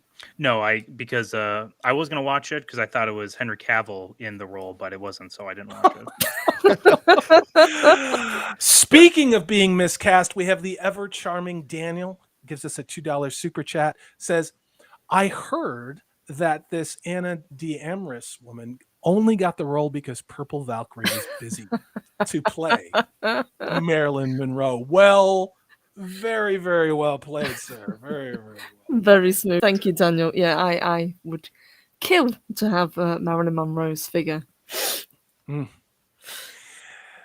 Quote, it's a demanding movie. If the audience doesn't like it, that's the effing audience's problem. It's not running for political office. It's an NC-17 movie about Marilyn Monroe. It's kind of what you want, right? I want to go and see the NC-17 version of the Marilyn Monroe story, unquote. That is, of course, from the director of this show for Netflix. I think it pretty much tells you all you need to know about a lot of things going on in the world. Maybe it's not woke. So, sounds like it's not. I don't think depends it's if she's on top. Yeah, that is true. I don't think it's woke, but it sure as hell seems like he's desperate to drum up some attention for it. Yeah.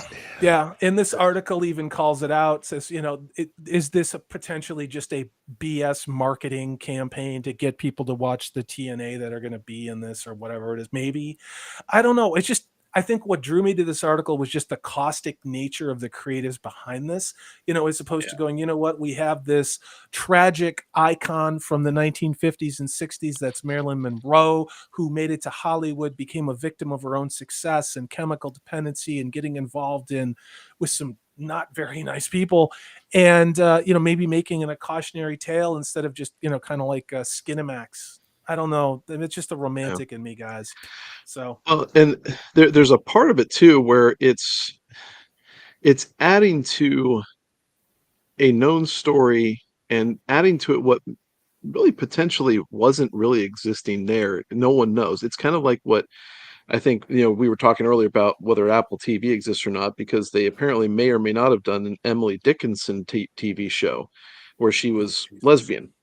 And yay. It's like, what's the purpose in all of that? There was no outright lifestyle for that, so you're just inserting your own opinions about what you would like to have seen happen. And so great, now we're going to get a graphic depiction of Marilyn Monroe in the form of Anna de Armas, who's apparently going to have to wear a lot of prosthetics because she doesn't exactly fill that role. Yeah, in more ways than one. Yeah, I'm wondering where the hard NC-17 Jane Austen skin flick is. I wonder when they're going to do that. And I'm only half kidding. I'll send you a link later. Okay, thank you. I'm waiting for Fraggle Rock. There you go. The NC-17 version of Fraggle Rock, it probably exists. It was on Snowdub Stream on the weekend. Oh, that's true. Hail to you, Snowdub. Hail to the Cotton Connection, and hail to Purple Valkyrie's boyfriend, Puff, who I believe should be in rehab if he has not escaped. So, yeah. Let's talk about something happy. To me, this is kind of happy, guys. There's so much trash in Hollywood. This comes to us from Den of Geek, which is garbage to your site. But Stranger Things Seasons 4 review. It is a loud, long, macabre science fiction horror adventure that manages to once entertain despite its faults. Let's have your snap take. Where are you at? Let's go ahead and start with Purple Valkyrie on this one. Where are you at with your fandom for Stranger Things? Honestly, I watched the first season. I really enjoyed it, and I thought it had a great kind of 80s aesthetic. But for whatever reason, I never continued with it. So if season 4 is as good as they say, I'm going to go back and watch all of the previous seasons and catch up. Zaxx, check the private chat. I'll be right back. So for me, the first season of Stranger Things was almost a perfect season of television. I loved it. I didn't expect it. It kind of came out of nowhere. There wasn't a lot of hype, at least for me, to watch it. And going through that, it had so much that was right about the 80s and that life. And it was a small scale show with characters who were young and they were also vulnerable. So you felt that threat and the danger, and the single mom who was thought of to be crazy, so people didn't believe her anyway. And they were really stuck in a bad situation. Missing kids are I don't enjoy shows that have missing kids in them as a theme, but this one still pulled me in. And like as a kid from the 80s, I played D&D in the 80s and I had games like that. And so I could really relate, I think, to those characters. And it was perfect. Season 2, it took a weird turn when 11 went on her road trip with her emo road trip with the other girls who also had powers, and then that just never happened again. Season 3, I thought, got too big. It was a better season, but those kinds of shows I think are better when they're on a smaller scale and keep it relatable, as opposed to universal threats, which is the same kind of problem Marvel's causing for themselves, where everything has to be Galactus. And so I think that's where that issue comes in, and the Russians and the mall, and it was a bit much for me to really believe, but it was entertaining regardless. Yeah. What about you, Purple Valkyrie? Where are you at with Stranger Things? Oh, I only ever watched the first seasons, so I need to kind of go back and if it's as good as they say it is, I will watch all of the seasons again. But I enjoyed it for what it was. I just, for whatever reason, didn't continue with it. It was a very American 80s experience, and I'll get into my answer. But Flaccid, where are you at with this? Where are you at with Stranger Things? Yeah, similar to Zaxx, I liked the first season. I felt like that was really focused on something that hasn't been done before. Kind of mixed like a Stephen King mixed with Steven Spielberg, like 80s monster horror coming of age tale, which was really good. But then season 2 and 3 kind of loses its focus and kind of, I don't know, calling, or at least what it's like selling point, because it felt so weird and maybe too much, like you said, over the top. But for season 4 coming out right now, this is a day late and $1 short for me. Like, I don't care anymore. I'm on to different things, but if I hear it's really good, I might potentially watch it, because I've already seen 3 seasons of it. I don't have to invest that much time into it other than just the season it's presenting to me. So for me, I guess initial thought of just season 4 is meh. I'll see what they have to say. Yeah. I think season 1 of Stranger Things brought me back to my 80s childhood in ways that I didn't think a show could. And there was so much in the way of the shot composition and the accuracy, at least as far as how accurate somebody could get who wasn't there. The BMX bikes, the clothes, the Dungeons and Dragons, the music, just the way fashion was, the furniture in the house, all of it. I thought it was remarkable. And not to mention the acting by those kids was absolutely fantastic. And the story was, in my opinion, freaking brilliant. So, and like a lot of people have said, season 2 went off the freaking deep end. I don't even know what the hell was going on, except, let's be honest about it, Orange Men bad. And suddenly we've got to interject, I don't know, a lot of nonsense. I thought season 3 was okay. After season 2, I think expectations were below the basement. So for me, I thought it was pretty good. I think that it was 80-20. I think the 20% that sucked about that show didn't quite overshadow the 80% that was great. But boy, there was a lot of stuff that maybe didn't need to be there. I thought it was closer on path. Again, I don't have Netflix. I'm going to have to find an alternative way to see these episodes, and I will do that because I'd like to see where these characters end up. So, yeah, and this is, of course, Den of Geek, the same people who called us mass murderers and racist because we did not like what Amazon had done to the Lord of the Rings. So how much can we trust them? I just thought it was a little bit of an interesting article. They're, of course, shilling for Netflix in every way possible. And yeah, there's a lot of spoilers in this article, and it's written by somebody who very clearly doesn't have an understanding of how to compose an actual sentence. But I like the pictures and I like the headlines. So I'm excited about this. There are things that I'm excited about. I'm not even cautiously optimistic. I just want my 80s back. I want to see these. I want to see these characters and where they end up. And of course, I want to see Hopper. I want to see where that goes. So yeah, Lord Thoth, that made me want to pull out my old Dungeons and Dragons books as well. Daniel says the same thing. It only needs 1 season, and that's what I thought too. This really could have ended with 1 season, but that's not what Hollywood does anymore. That's especially not what somebody like Netflix does. Go ahead, Purple. Mm-hmm. Oh no. Oh, I thought you were going to say something, so I'm just hearing things. Let me get to this super chat. This one comes to us from Daniel for $5. Says the creators on the award stage screaming about politics tells you all you need to know about where the creative energy went with Stranger Things. Yep. Yeah. Well, those are the actors, though, right? Not the writers and directors. Talking about the Emmys? I'm not entirely sure of. I thought it was kind of all of them. When it comes to kids that are out there, God, don't let your kids go into Hollywood. That's all I'm going to say. And Yeah, well, Flaccid, I think that they had everybody up on stage when the actors were saying that. So, I mean, and all of them were just nodding their robot approval to everything that head actor was saying.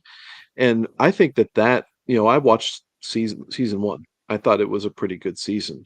But when I saw the reaction on the stage with that, it immediately pulled every bit of interest from season 2 that I had, and I didn't go back. Yeah, you're right. You know, I think that's that. Can any of us actually remember what happened in season 2? Because maybe this is just bad memory on my part, but like, what was it about? Yes. So season 2 there was this investigative reporter that kind of went nowhere who was going to help them find something. And then there was this African-American girl. I don't know what was she 7, and she apparently was gay. Right. And then they had a van and they were like robbing things, and it didn't go anywhere. And I have no regrets about that. It was incredibly unforgettable. It added nothing to the story except there's representation. Right. Which of course they then did in season 3, because we had what's her name? Is it Maya Hawke, who happens to be Ethan Hawke and Uma Thurman's daughter? Right. Playing the lesbian teenage girl who works at the mall. This is fine. I mean, we believe it or not, we did have gay people and we did have lesbians in the 80s. I actually went to school with a gay guy in theater, and we didn't really care. And also went to school with a girl who was a lesbian, and we really didn't care because it really didn't matter. What matters is they were a nice person. So funny how just that quality apparently is what we have to remember about these shows, as opposed to it being well written. And I agree. There was somebody who put a comment out there that said justice for Barb. I would really like if this season we got to have something happen with Barb, and something happened. I think that would be, I would really like that. Those of you who watch the show, you guys know exactly what I'm talking about. So Zaxx, what were you going to pull up over there? I didn't mean to roll over you. Oh, we got Snowdub in the chat. So hail to you, brother. There you go. Snowdub. Be sure to check out Snowdub's Insanity. I believe it's every Friday and Saturday night now. He does great stuff with Jolly, and then of course Purple Valkyrie's boyfriend Puff. It's a good friend of Snowdub's as well. So yeah. Yes, Puff is getting better, he promised. Long live the furries. Yeah, that's one way to put it. But let me go ahead and I got to bounce around a little bit. Yeah, I just wanted to kind of skip around and do some kind of cool things tonight instead of just a lot of heavy stuff. And go ahead. I think that does prove that there are shows out there that we are genuinely looking forward to. Yes. I think a lot of people do say, "Oh, all you do is hate on things," but there are shows that people love, ourselves included. And you guys are looking forward to Stranger Things the next season. Better Call Saul has had fantastic reviews. I can't wait for the next season of Cobra Kai to come out. So there is good stuff out there. Yeah. Yeah, and Peter Venkman's right. And then it was, of course, Rosie Gamgee, who is a fantastic wealth of knowledge on the Lord of the Rings, says justice for Barb. I absolutely agree. And we have shots fired in the chat because Dan says Barb is overrated. So there we go. We're going to let you two fight about that one. I think you meant to say overweighted. Well, there is that too. You need a little drum kiss, and you need a drum kit and cymbal. So you guys help me understand this. This is more weirdness on the Lord of the Rings bandwagon, and this has nothing to do with what Amazon is making as far as a show.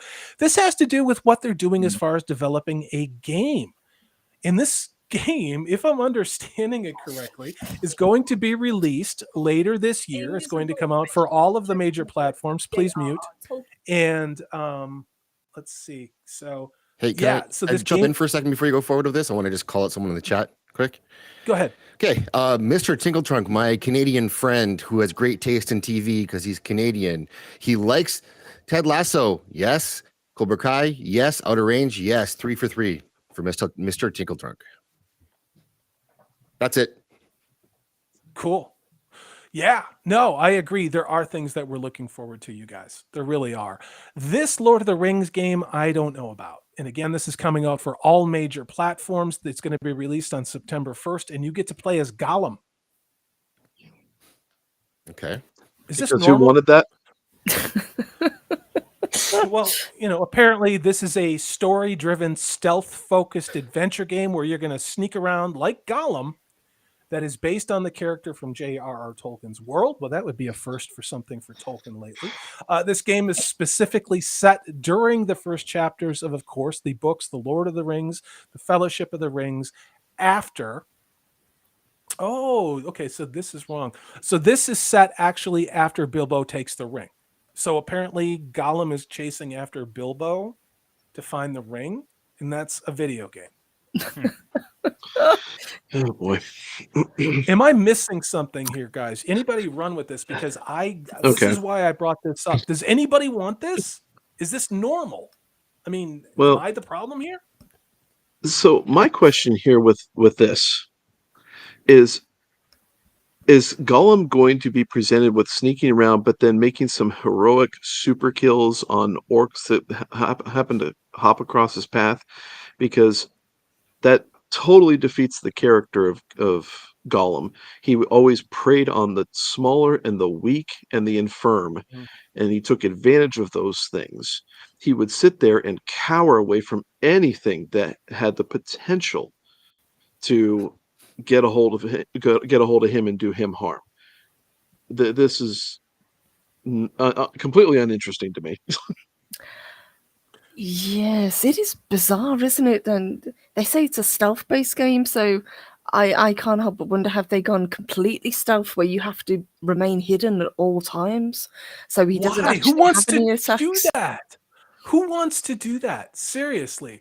I mean, Flaccid, what's your take on this? Are you a big video game player? Yeah, well, where are you at with this? Yeah, I'd say I'm probably more of a video game player than most people on this panel. But the sneaking around, there's actually a huge crowd for that, for the Metal Gear series. People will play the whole game without shooting a gun, and those go around knifing people and sneaking around, right? So there's definitely a genre or like a subsection of game players out there that would like this. But it's so weird to me that why would you pick Gollum, a character whose path has been clearly set from like basically start to finish, and to divert any way from that to get his goal would be breaking canon. So that's one. So if you want to break the canon, that's one direction. But two, if you already know it's not going to break canon, you want to go with it. It's like, okay, so what's the point? You're just not going to get it. You just find your way to Mount Doom at the end if it goes that far. Well, and apparently it gets better, because there is a split personality mechanic at play in this game, as Gollum must contend with the struggles in his own mind that bounce between Gollum and Smeagol. I genuinely don't want to play someone who has multiple personalities sneaking around. I don't get it. What if is this like How to Be a Serial Killer training or what? What if the personalities are different genders? Does that get your interest up a little bit? Yeah, pronouns. No, I'm obviously intolerant and a nistophobe. That doesn't appeal to me. So this is from the marketing department of this game division. This is a quote: Gollum decides to leave the Misty Mountains and embark on a perilous journey that leads him to the dungeons of Barad-dûr in the realm of the Wood Elves in Mirkwood. Reads a line from the game's description: in order to survive the dangers of his journey through Middle-earth, Gollum has to sneak and climb and use all his cunning. I'm out on this. This sounds stupid. I mean, I'm not even trying to be funny. Why the hell would you play this game? I don't know. Purple, you play a lot of games. What's your take on it? To be honest, it's not for me, as much as I like the idea of actual, having Lord of the Rings content. And I do think it's funny that it's being released a day before the Amazon. I'd love for it to absolutely take off and everybody forget that the show's going to be on. But they've given a bit of a breakdown. So 7 things we've learned about it. So his abilities, it says, as a self-action game, prepare to do a lot of sneaking as well as a lot of climbing. The levels of the game, I saw action. So he goes to Mirkwood. So it's a lot of kind of puzzle based. So it seems like it is very much on the stealth side. You have to avoid detection, and when you do get into fights, that's when he's at his disadvantage. Apparently, there's also going to be boss-like encounters as well, but they're going to be more puzzle driven. It's Gollum. Gollum's a coward. Gollum is evil. Gollum is possessed by his need to get the One Ring. And I don't really know why the hell anybody out of all of the characters you could play in Tolkien's Legendarium, why you would want to pick Gollum.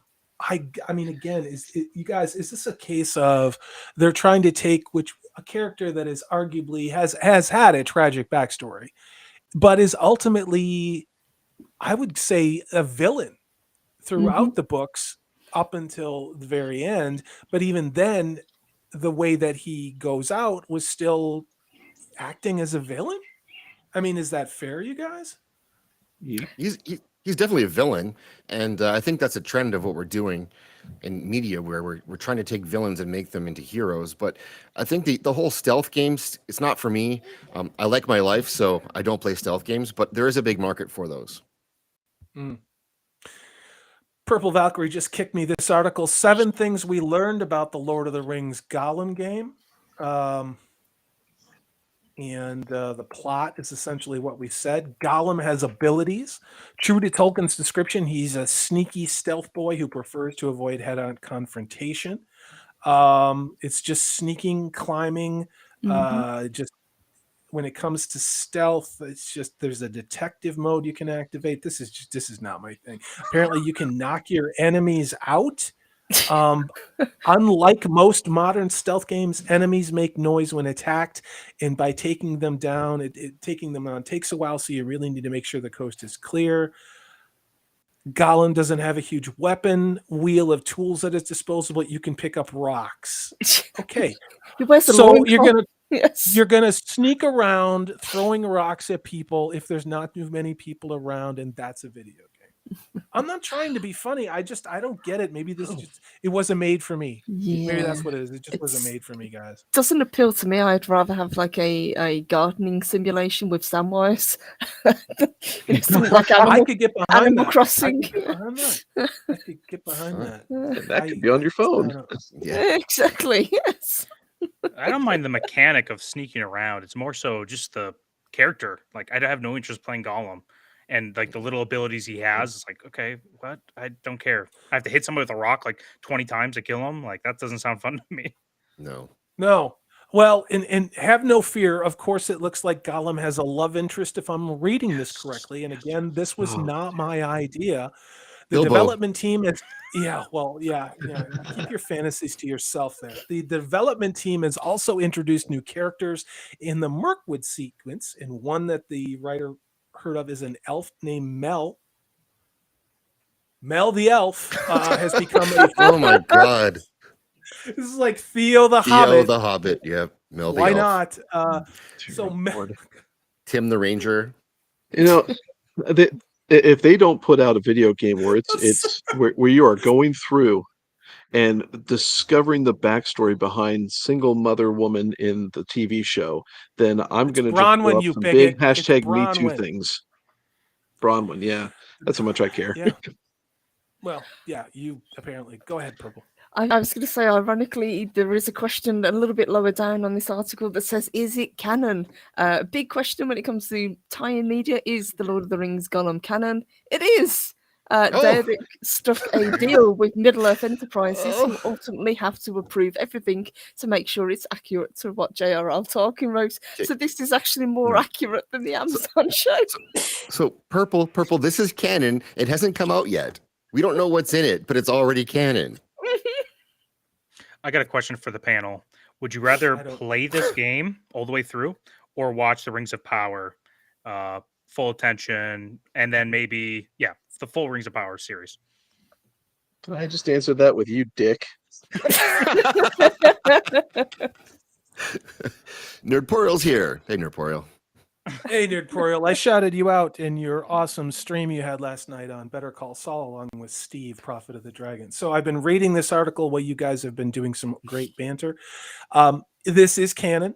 In terms of the aesthetic, Gollum does not look like the model from the films, nor is it played or voiced by Andy Serkis. He's voiced by a British actor by the name of Wayne Forrester, who has appeared in a number of video games and was recently the voice of a protagonist in Elden Ring. Apparently Gandalf is in this, though. Of course. And doing a Ian McKellen imitation. I don't have words for this stuff, guys. I really don't understand this. I when are we going to get the Cruella de Vil game where we need to capture all 101 puppies to skin them to make a jacket? When are we going to get that game? Don't give Disney any ideas. They'll do it if they think it will make money. God, guys, seriously, I just who the hell needed a Gollum game? Are there any video games that are coming out now that you are looking forward to? Purple Valkyrie, Flaccid Phoenix. Is there anything on the horizon that you guys would be excited about?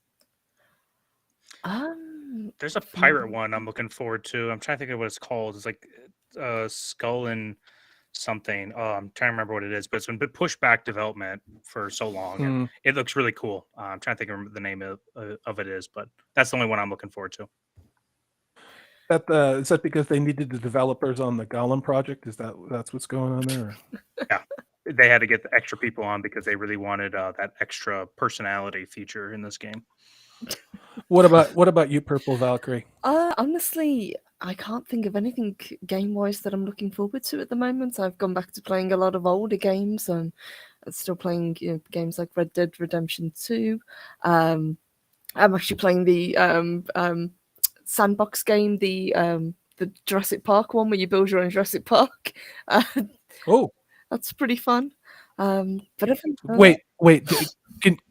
Can you do trans representation and have a feminist agenda to your build your own Jurassic Park or no?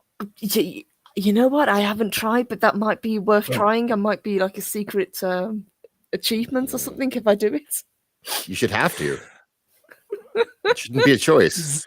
Zaxx, go ahead and take this super chat from Daniel. Thank you very much. This is for $5. I loved what Zaxx did. Go ahead, brother. All right. Looking forward to a fun new series from Zaxx Productions. First episode starring Matlock was a bit hairy, but left some big shoes to fill. It's true. It's true. I took a twist on a video that Purple and Salty had made, and I kicked it up a notch, I would say. Added some spice, some vanilla spice, but spice. Yeah. Some might say he made it better. Yes. Yes. Yeah. It's true. I don't. The Purple, you're being really generous. I don't know about better. It made it weird.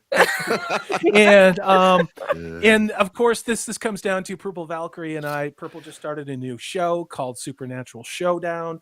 She was advocating for Loch Ness. I was advocating for Bigfoot.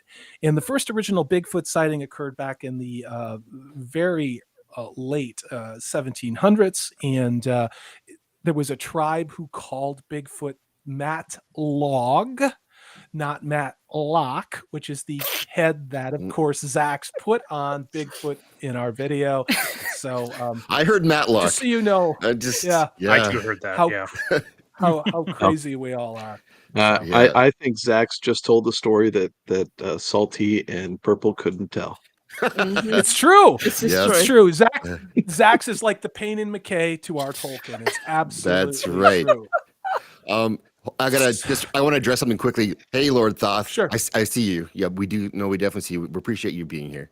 Anonymous, you too. Oh. So what happens with the shoutouts is we normally try to make sure we get the members when they come in first. So we try to get everyone if we can, but we do try to get the members first.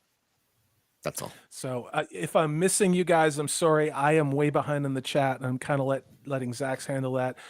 We're jumping around, and we're still learning how to do this, you guys. Please don't take it personally. So feel free to stop me whenever we need to, Zaxx, on that one.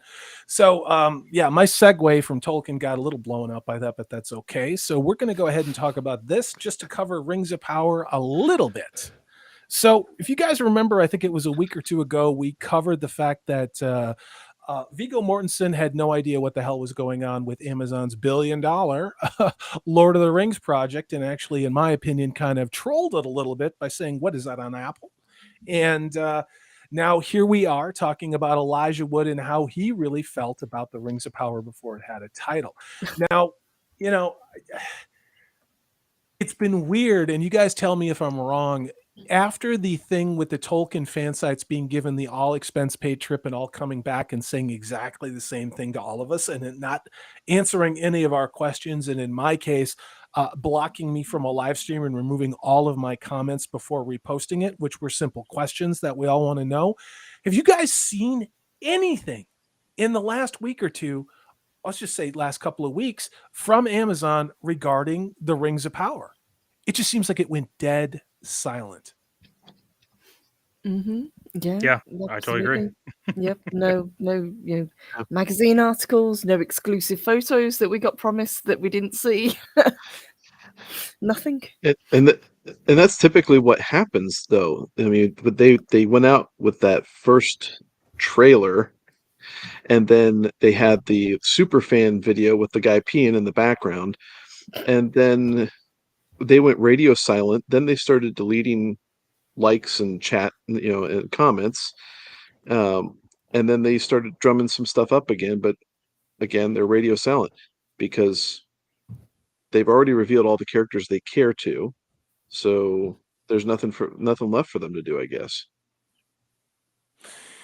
Yeah, and what's fascinating is this is yet another character who appeared in Peter Jackson's films who I would say it isn't unfair or a stretch to say throwing shade at or having concerns about what Amazon is doing with this.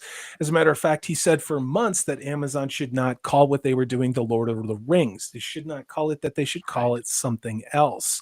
And in an interview back in February of 2021 with Empire Magazine. Now, Purple and I are very familiar with that because they were supposed to have several photos of the Rings of Power, which magically disappeared inexplicably and were not present. But yeah, that here we are. Elijah Wood said that they shouldn't call it the Lord of the Rings. They should call it something else. And like any Tolkien nerd worth their salt, Wood has a Middle-earth chronology straight. As such, it's no surprise that he told Empire, quote, "I find it very bizarre that they're calling it Lord of the Rings as shorthand because it's not Lord of the Rings. It takes place in the second age of Middle-earth." Interesting when you have Frodo saying, you know what, you shouldn't call this the Lord of the Rings, the Rings of Power. It takes place in the second age. So what is it? Interesting. Just found that really interesting. You guys, what's your take on this thing? Yeah, well, it's logic. The second age of Middle Earth is rife with potential for exploration. Don't worry, Payne and McKay will find the most CW-like storylines, and that is exactly what we're going to get for 5 seasons. Go ahead. Aren't they trying to have their cake and eat it too here? Where they're like, oh, it's we're calling it the Lord of the Rings, and it makes reference to the legendary, or what was it, New Line Cinema, whatever, Lord of the Rings movies. They're trying to reference that. At the same time, they're like, well, no, this is our own thing. This isn't in the same canon as that. So they're trying to say like, oh, we're trying to call to the Lord of the Rings. That's so popular, but at the same time, it's not in that universe. It's our own little offshoot. So yeah, they're confusing a lot of people here. For sure. Well, the other part too is that Vanity Fair article, and I am blocked by Vanity Fair, which I found hysterical. Congratulations. Okay, whatever. I know, right? I mean, like, I am genuinely confused how many people with the Tolkien in their title have blocked me, and all I do is spread joy, guys. I don't understand. But so I mean, even Elijah. So this is what I find crazy about this article is that even this is what their article says. Elijah Wood said that these books stem mostly from the appendices of the Lord of the Rings and from the Silmarillion. And he didn't really understand where they were getting the stories. I mean, do they not know the damage that they're doing to people's, I don't know, to people expecting this to be Tolkien? And this article seems to go out of its way to indicate that nothing Amazon is making is going to be recognizable to anybody who's read any Tolkien or to people who saw the Peter Jackson films. Mm-hmm. It just... Yes, but that's exactly what they want. They want to tie it into something much more successful, to piggyback off that success. And I think it's very telling that they seem to be doing the rounds, talking to all the actors from those films. I'm expecting a quote from Ian McKellen to come up next. They'll have asked him about this because we've had Sean Astin, we've had Elijah Wood now, we had Viggo Mortensen. Mm-hmm. Yeah. The article continues here, and it says The Lord of the Rings of Power bills itself as being officially, quote, based on the novel of J.R.R. Tolkien, and this is, of course, via IMDb. I have made exhaustive videos on IMDb going back to before I covered it in the live streams.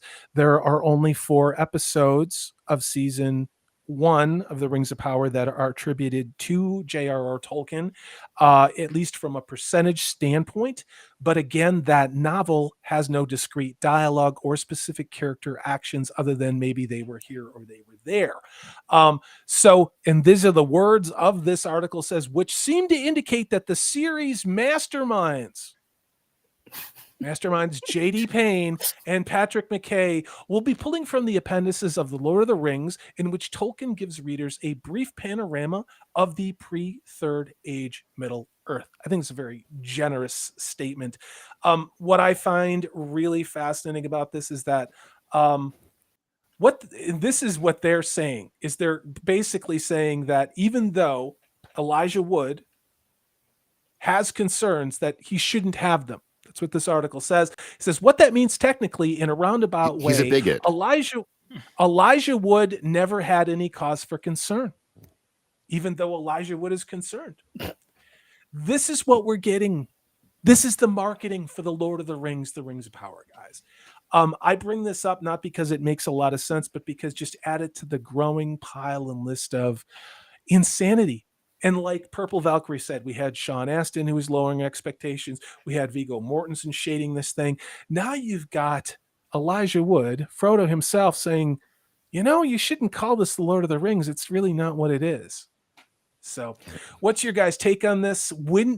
I ask this on a regular basis. When do you think we are going to get more pictures, especially of those characters who were clearly identified by Tolkien in the appendices or the Silmarillion? When do you think we're going to get them? I'm not sure if we are going to get more pictures. I think the next thing we're going to get is another attempt at a trailer, perhaps. I think that's what they're going to do.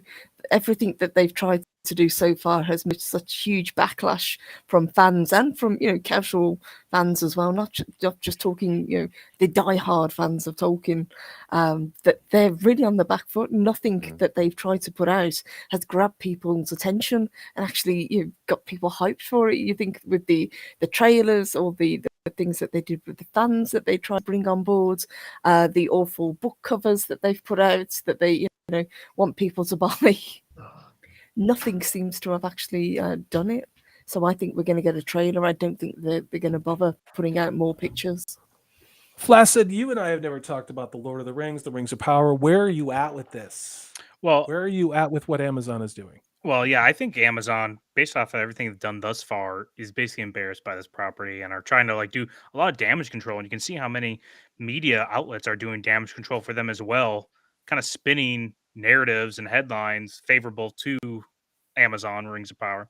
But yeah, when are we going to get a trailer? If they really don't want it to make a lot of headlines and kind of go under the radar and still be out there, they could do it during Thor Love and Thunder when that comes out. That'll be a big Marvel hit. They could do it then.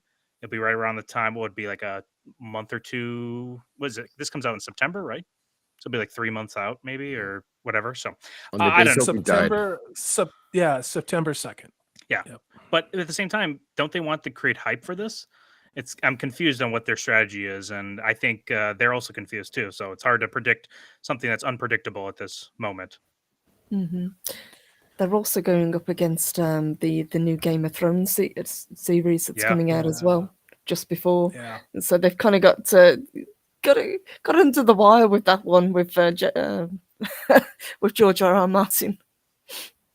Yeah, did you guys see that? George R.R. Martin was kind of throwing shade at this thing and saying he hopes that his Game of Thrones prequel blows Amazon out of the water. Boy. Anything to get people to stop saying, "Hey, write that book." Well, he was also sitting there throwing shade at the fans wanting them to write the book. He's like, they're just so mean. Well, yeah. Like, shut up, old man.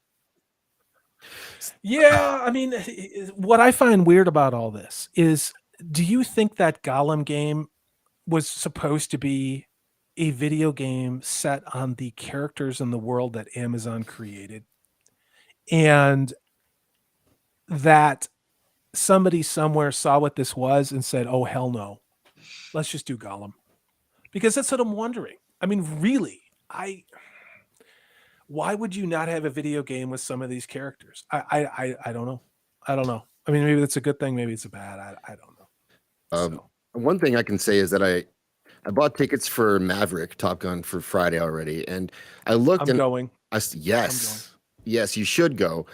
Just because, and I saw that trailer 2 years ago, and I know there's Coof-related reasons why it didn't come out when it did, but for 2 years there have been Maverick trailers, and so I can't believe that they've given us 1 minute worth of bad footage and some still photos. And they've got at least 3 episodes completed because they've shown them to Vanity Fair. So what are they doing? They're like, eventually you're going to have to let us see this, like you can't hide this forever. Yeah. Well, maybe the monkeypox will get everybody and they won't have to release it. Let me get to the end of this article real quick, because this is probably the best comedy break of the night. This is, of course, from MSNBC, which is, we all know where they sit. So they say the Lord of the Rings of Power actually is the Lord of the Rings in the literal sense of being an adaptation of that specific book. It's just that what Amazon is doing won't be an adaptation of the actual storytelling that most readers focus on. Even so, the potential is there. The appendices touch on plenty of enticing Middle Earth lore. Now let's just hope the Amazon series fulfills it. I don't see it. That article is going way out of its way to say that it is following after the book. The appendices are not the book. Give me a break. That's pathetic spin. Yeah, and Steve, Prophet of the Dragon, WTF, what does that even mean? What that means is that they're trying to tell normies who don't know what the hell the stories are about that everything's fine, don't worry, just watch and consume. That's pretty much what I got from this. You know what I mean? Yes. That was some impressive mental gymnastics going on in that. Well, yeah, I mean, it's MSNBC, so I mean, really, oh boy, what can I say? Nothing surprises me except when they get something right. That's all I got. So we will see. I started to ask the question of when do we think we're going to see more footage? I don't know. I honestly don't know. I don't even know why we're not getting magazine stills of more characters. I really don't. That only leads me to believe to the one rational outcome of this, which is that Amazon already showed us the most Tolkien things that Payne and McKay were going to do. We've already seen anything that is recognizably Tolkien with the images we've got. Everything else, we're not going to like. That's the only answer I have to all this, you guys. So, Salty, if we were to take all the execs from Amazon who do their advertising and plan these campaigns and fire them and give 3 5-year-olds crayons, do you think we get a better campaign than this? Obviously. Obviously. Yeah, I mean, I really... Payne and McKay, I mean, I don't know. I don't see this ending well. And you don't hide something you're proud of. That's where I end up with this thing, you guys. Well, they only showed 20 minutes to people. They flew around the world to go see 20 minutes. And Zaxx, don't forget, what came out of that was that everybody was feeling cautiously optimistic because not of what they saw, but because of what the showrunners were saying. Yeah. Right. And here's what I said that got me jacked out of the the Fellowship of Tolkien's live stream. I said, I don't care how nice Payne and McKay are. A used car salesman will sell you a lemon car with a smile on their face, using their personality to sell a product they know is not in your best interest. We are forgetting what Payne and McKay said on the very day that Vanity Fair article was released, which is that you and I and anybody who loved Peter Jackson's works, who's read the books, who doesn't understand why they're creating all these characters and doesn't understand why Middle Earth doesn't look like the ancient British Isles of old, that we are all racists and we're intolerant. That's what they called us. We, all of us here, are a toxic fandom because we expect Tolkien's world to look like Tolkien's world. Not one apology. Just completely skipped over that. Not once did Payne and McKay or anybody apologize to us, and they're never going to. We're just supposed to forget that. We're supposed to memory hole that. Oh, Rosie, I don't mean to break anybody's heart. He says, "You're breaking my heart. I want to see Numenor in the crashing wave." Well, I mean, I'm gonna watch this because I have to review it, just like I have to endure the Wheel of Time. I hope we get lucky, but guys, I have no faith for. I don't know. I have faith for things, just not these particular. Do you guys think it's possible for a studio to realize how much of a failure season 1 is? Like, for example, Halo. Halo season 1 is a complete failure by almost every person. I don't know any person that's talking positive things about it. So I wonder, with this Lord of the Rings of Power, will they somehow realize, hey, we are burning money here. Can we redirect this ship? Because they've invested so much money into this Lord of the Rings to get the rights for this. So they have to at least thinking that we got to have 3 seasons at least. How do they right the ship here? What do you guys think? How are they able to like get the fans back on board? Do they just re-scrap it? Say that was like an anthology season. Now we're going to go to a totally different area. How, if you guys were brought in to the studio or whatever, Amazon, what would you suggest to them? Purple, you want to take that first? Good question. Yeah, that's a great question. I don't think they're going to scrap it. I think that whatever vision they had for it, they are going to go full steam ahead, and we're going to get it whether we like it or not. I think also we're forgetting that Jeff Bezos is a huge, in quotations, Tolkien fan. So this could just be seen as a vanity project for him. He could throw all the money that he likes at this project, and it won't matter. Yeah. It's not for us. That's the problem. It's not for Tolkien fans. Zaxx, what's your take? Well, I think what they're going to do is what they've been doing, which is just insult us as much as possible, label us, name call us, and so they can discard what we say or what we think. And then they're going to lie about the viewing numbers. And they probably will have big numbers immediately, but they're not going to stay big. And they have one strategy, which is just attack us, label us, discard us, and try to hope some normies watch. That's pretty much it. And I sound like a broken record with this, but Wheel of Time was indeed the proving ground for how to take a fantasy property, a beloved one with a rich history, and to completely destroy it and to make it an unwatchable, unrecognizable bastardization. One that is ESG score driven, features globalist narratives instead of the actual story, has no hero's journey, has no character arcs, and is all about the strong, independent female whammons doing everything in the story. And in this case, everyone talked about what a triumph Wheel of Time was. Well, it wasn't among people who actually liked Wheel of Time. And here we are in season 2, and the showrunner Rafe Judkins is celebrating all of the other changes that they are making to the story, including fundamentally changing the baseline of what the core of the story is and still calling it Wheel of Time. There is no reason to believe that Amazon is not going to do the same thing with Lord of the Rings. The problem is, and I said this in a video back in February, was that I believe they would radically underestimate the backlash from the Tolkien fans. There are many other YouTubers that are saying that. No matter what they've done, it has only made the situation worse. Nathan, what's your take on this? Totally agree. I mean, if they had any sort of class whatsoever, they would actually come out and say, you know what, we screwed up season 1, we're starting fresh with season 2, telling it actually the way that it should be. But they're not going to do that because they are absolutely married 100% to their ideology. And that is, again, to destroy the fan base, to divide the fan base and make it small so that they can sit there and tell and rewrite Tolkien and completely, hopefully for them, expunge anything good that Tolkien ever did in his life. Yeah, and Matt Jones nails it. There's 22 original characters that can't be swept under the rug, and that's just from the first season. And those characters are, in the words of the showrunner, coming from regions and areas and peoples that were critically underrepresented in Tolkien's Middle Earth. So we all know what that means, right? And who knows? Like, I don't have any problem with that if they could tell stories, but come on. Let's be honest about this thing. Come on, I don't believe it at all. Eldan says, yes, Salty had to duck back from the other work screen when I heard that. Sorry, Wheel of Time and Halo were both atrocities. It's true. And they seem perfectly fine with the atrocity thing at Amazon. I just really want to see how they explain the disappearance of our racially diverse hobbits. because they've written themselves into a pretty tricky corner with that one.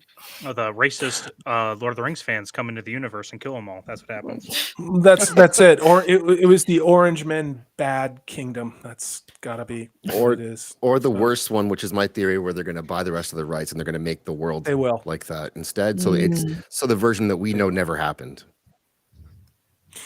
I agree. Buy physical media, you guys. Buy physical media. So I mean, this is not the last time we're going to talk about this. I don't want to flog it just to flog it. I just thought it was interesting that they were playing games with Elijah Wood. And Elijah Wood was very clearly saying, I don't think you should call this Lord of the Rings. And how can you actually accurately represent the Second Age? Which, again, is exactly what we have all said here and been called racists for. So I want to finish out on a strong one. This one, and then we will start winding down. I want us to look at what life was like in the 80s, and I'm going to do that by looking at the year 1982. Before I get into that, I want to call out a couple member milestone chats. We have Unbearable Matt has been a member at the Tavarian level for 2 months and been a channel member of mine for 3 months. Hail to you, Matt. Your Tolkien scholarship is so appreciated. You are a hoot and a holler, even when you make me look like a moron, which I probably am. So keep it up, brother. We love having you as part of this community. It says Bezos doesn't actually run Amazon anymore. He runs his space mining penis rocket company.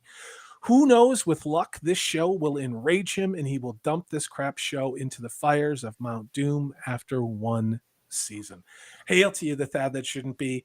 You know, they're committed, and there's a lot of big egos in Hollywood. The last thing they're going to admit that it's a mistake. Look at how long it took for Batwoman to get canceled. Mm-hmm. Yes. Look at the pushback that people have received because of it. Yes.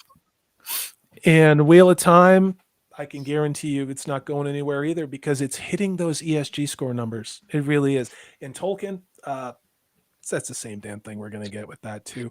So yeah, let's go ahead. Any last comments before I move into 1982, a year in movies, guys? Yeah, Amazon with the ESG scores, it balances out exactly what Rosie commented with Reacher. Reacher obviously doesn't hit the ESG scores, but Wheel of Time and Lord of the Rings will do that for them, so they're okay.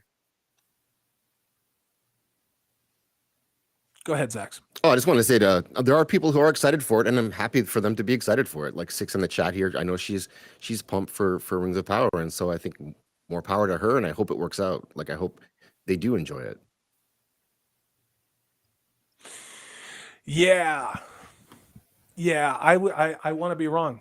I don't like talking about how I don't like things and how things have disappointed me, and you guys, really, it's not easy to do this every week. We'd much rather be talking about something awesome, which is why I want to talk about 1982, a year in movies. So we're just going to go through a random list off of IMDb, but I have looked at this list and shared it with others, and there are some really great movies in here. Now, keep in mind, these were all the movies that used to come out in 1 year back before the dark times. Of course, 1982 was the year the classic Blade Runner came out. Now, while it was not a box office smash, it has become a cult classic, arguably a movie which to me is a masterpiece in every way. You guys, let's just go around the horn. What version of Blade Runner is your favorite? Is it the original theatric? Is it the director's cut? Is there another cut? Briefly, what is your favorite version of Blade Runner from 1982?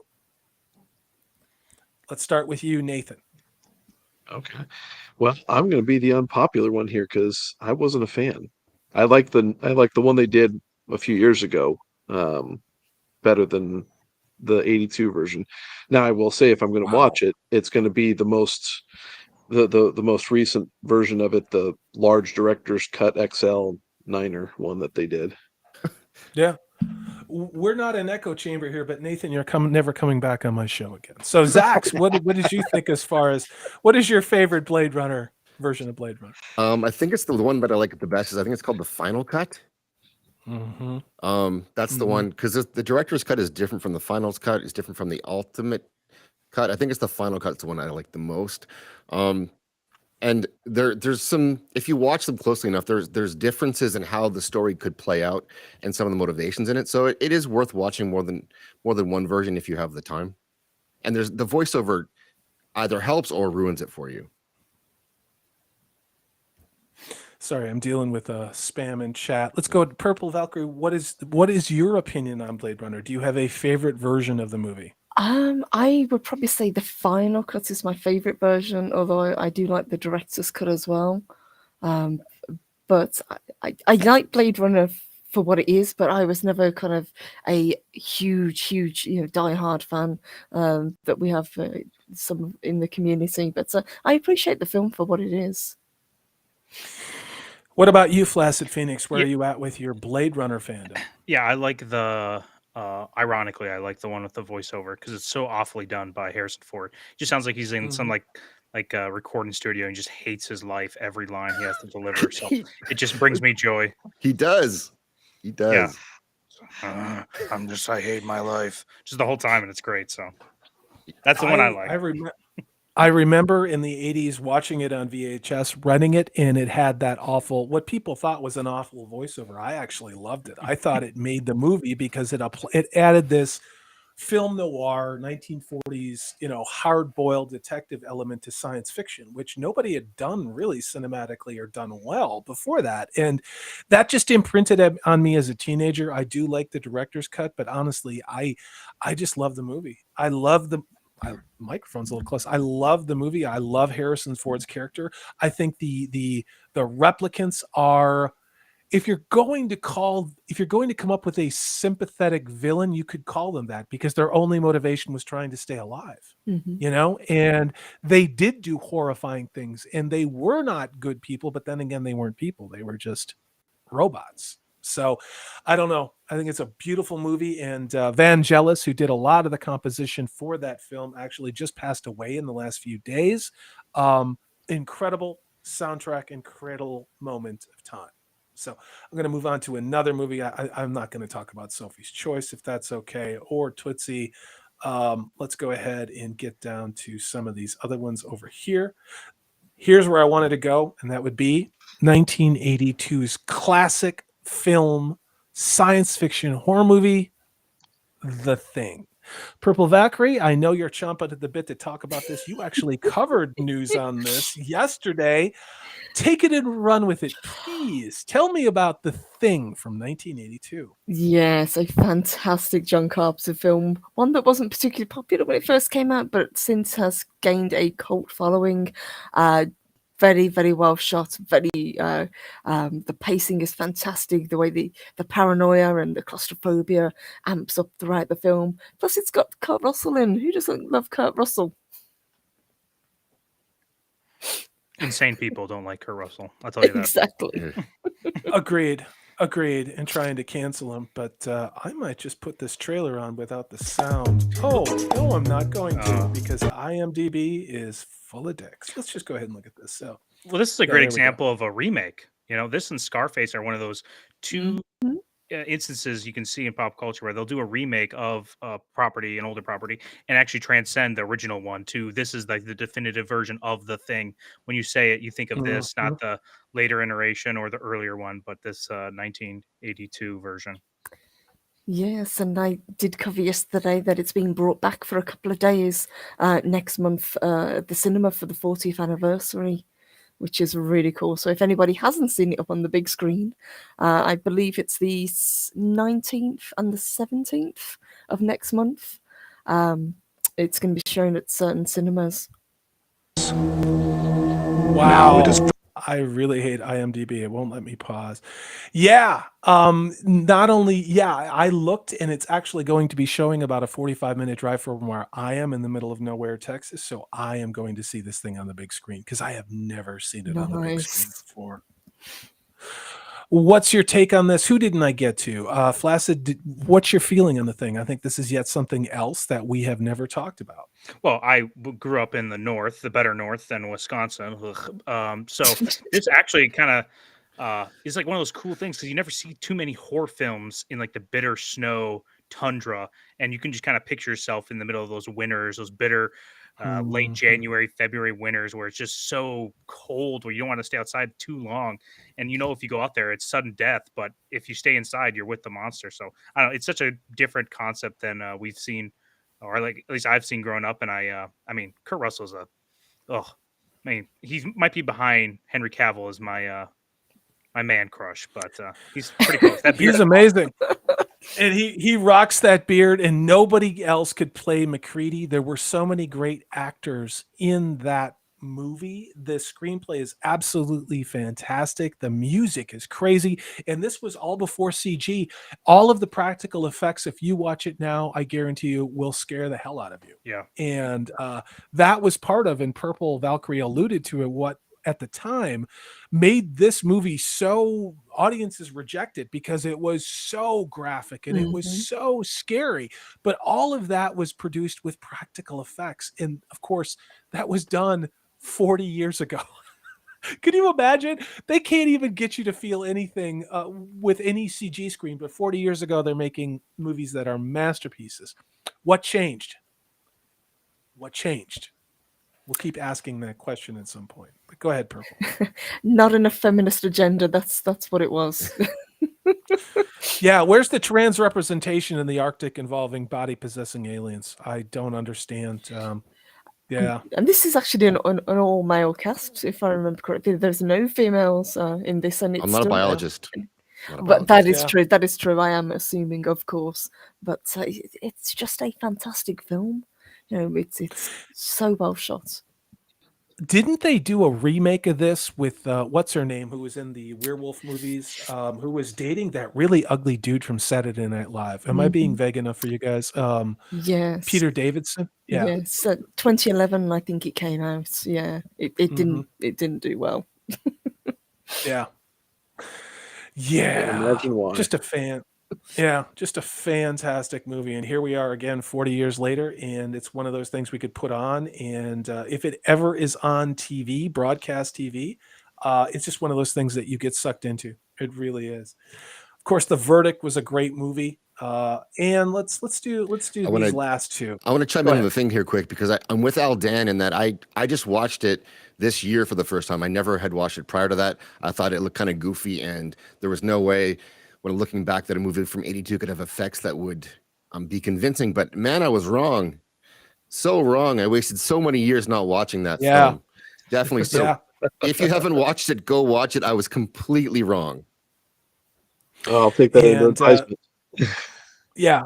And there it is, the thread that shouldn't be. This is why we love Matt. Hail to you, brother. He says, Salty Texas Sea, the 2011 movie, is a prequel to John Carpenter's The Thing. I didn't know that. All I know is it looked stupid and I didn't want to see it. But I might have to go check it out if it's a prequel. And hey, Dino, I just don't want to be preached to, I mean, I like my 80s movies to look like they're from the 80s as opposed to what I saw. So I would have never guessed that. So hey, Dino, what's going on, man? Please, let's reach out. I would love to get you on to do one of the phenomenal shows. Dino, if you may or may not know, has the Late Late Horror Show. Absolutely fantastic cornerstone of this entire ecosystem of YouTube. Amazing radio shows, classic radio shows, does his own paranormal show as well, shows classic movies, all of those other things. YouTube stuck a knife in his back about a month or two ago. We tried to raise awareness to that. He's on Patreon, but great to see you, Dino. Subscribe to the Late Late Horror Show. Maybe give Dino a sub on Patreon as well. Great to see you, brother. He's also a member of my channel. So hail to Dino in the Late Late Horror Show. But yeah, let's cover these. So here we go. 48 Hours, 1982. Another one of the huge breakout hits of a very young Eddie Murphy, who had just left Saturday Night Live. You guys, I'm going to start with you in this one, Flaccid Phoenix. How would you rate 48 Hours as far as a comedy action movie? Where are you at with that? Oh, I've never seen 48 Hours. I'm more of a Rush Hour guy. So if that puts you into perspective there. So there's no Chinese man, I'm not in. There you go. Well, there you go. There you go. How about you, Zaxx? Let's go to somebody who's culturally literate for a change. What do you think about 48 Hours? Let's talk about that one. Okay. You know what? It's been a long time since I watched it, so I wish I had more to say about it than that. But I did like it. It is a great movie. It's been a long time. Yeah. Purple Valkyrie, what's your take on 48 Hours? I'm probably going to get cancelled along with Flash of Phoenix. I haven't seen 48 Hours, or if I have, I don't remember it. But if it is a great film, show next week. I'm going to add it to my watch list. Good to know. Nathan, Amanda Manethrin, tell me you saw 48 Hours. It's been a long time. I do remember laughing my ass off. As I recall, it is probably the original version of Rush Hour. It is, and therefore much better. This is part of the reason I wanted to go back a little bit, and I just happened to pick the 80s for this show, but I want to go back and look at movies from the 50s, 60s, and 70s and do the same thing we're doing now, where we're going to love certain things. Not all of us are going to like it, but there's also an opportunity to find some new entertainment, new to you, new to me. There's going to be stuff I don't know that Purple Valkyrie or Zaxx is going to show me, or Nathan, and we're never having Flaccid Phoenix back on. That's why I'm not mentioning him. And I'm just kidding. I'm just kidding. I love Flaccid. He's been well behaved tonight. I know. No, this is what we do. This is what we do. Flaccid gives me grief. I give Flaccid. There's no hard feelings at all. But this is what we wanted to do. Yes. We want to give you other things out there to look forward to, other shows, other movies to watch that you might not know. And now here it is, 48 Hours. Now, this is a hard R movie, has very hard R humor. And that's by the 80s standards, not by the soft, touchy-feely participation trophy standards of today. It's a great movie. Eddie Murphy's genius. Nick Nolte is a burned out detective trying to take Eddie Murphy to solve a crime, and it's a great movie. So go check out 48 Hours. And I gotta say, in terms of Eddie Murphy, there is nothing better than Eddie Murphy pre-fatherhood. Period. Yes. Well, pre-arrest for soliciting trans prostitutes too. It's probably there's that. He's going for that ESG score, I guess. No, is that what they call it on the street? Let's go to the next movie we've got. This will be the final thing we talk about tonight. This is also from 1982. It is a little movie by Steven Spielberg called E.T. the Extraterrestrial. Let's go ahead and start with Purple Valkyrie. When was the last time you've seen this? How would you rate E.T. the Extraterrestrial? Is this in your top 10, top 100, or are you indifferent to E.T.? I love E.T. I remember watching it the first time when I was very little. I watch it probably at least once a year ever since, and I just think it's a fantastic film. I really love the design of the alien. It could have come across as incredibly creepy, but they managed to make E.T. cute and endearing. I thought the kids, especially Drew Barrymore, was a great cast, and Dee Wallace I thought was awesome as well as their mom. But there's just something really quintessentially 80s about E.T. And I still remember, that they changed the part where they're escaping from the guys, and they swapped it from the guys having guns to having walkie-talkies. But I remember what they actually had. Sorry about that, guys. The chat jumped on me, and I don't know how those things got past our mods. So sorry for anything that appeared on the screen, you guys. The mods got them. So they're gone. Yeah, it's just crazy. So Nerdscape, that's what I was actually on before it jumped on me again, and it did it again. That's fantastic. So he says he hated ET. Yeah, I agree. And then Flaccid. Yeah, it's trash. Well, okay, hold on. Daniel says ET freaked me out as a kid. That scene when they are sick or dying. Flaccid, I think you might not like this movie. Tell us more. Yeah, dude, what is this guy? Just some wrinkly, weird-looking thing. It's not endearing at all. And it looked good on a Burger King glass. Do you know how much money McDonald's made or Burger King just off the glasses alone in the Happy Meals? Come on. I don't care. If you want to talk about grooming, this show was all about grooming kids at a young age in the 80s. Look at the imagery of that and just question yourself, like, when did it all start? And I think it's E.T. This movie's, well, what's even the point of this movie? Six, will you come on my show and beat perfect movie Phoenix? Six. Yeah. Oh my god. Unsubscribe from my channel, please. I saw you do it before on Twitter. Please do it again. Mr. Tickle Trunk says when he saw ET as a kid, 10/10. A lot of Looking back now, it's dropped to 7 for 10. So there you go, Mr. Tickle Trunk. I know. What about you, Zaxx? What is your take on ET? Oh, well, I mean, of course I loved it. As a kid, I don't know if it holds up. I have not watched it in quite a while, probably like 10 years now. And I know about the swap up from the guns to the walkie-talkies, and it's pretty stupid. It is. But I mean, it is what it is. It was a fun movie for kids, and probably still holds up for that. And for Flaccid, like, wasn't enough white vans in it for him, so he can't like it. Flaccid, you're a hater. That is 100% true. What about this, Zaxx? You have kids. Is this something you shared with your children? What did they think about ET? Has it held up over time?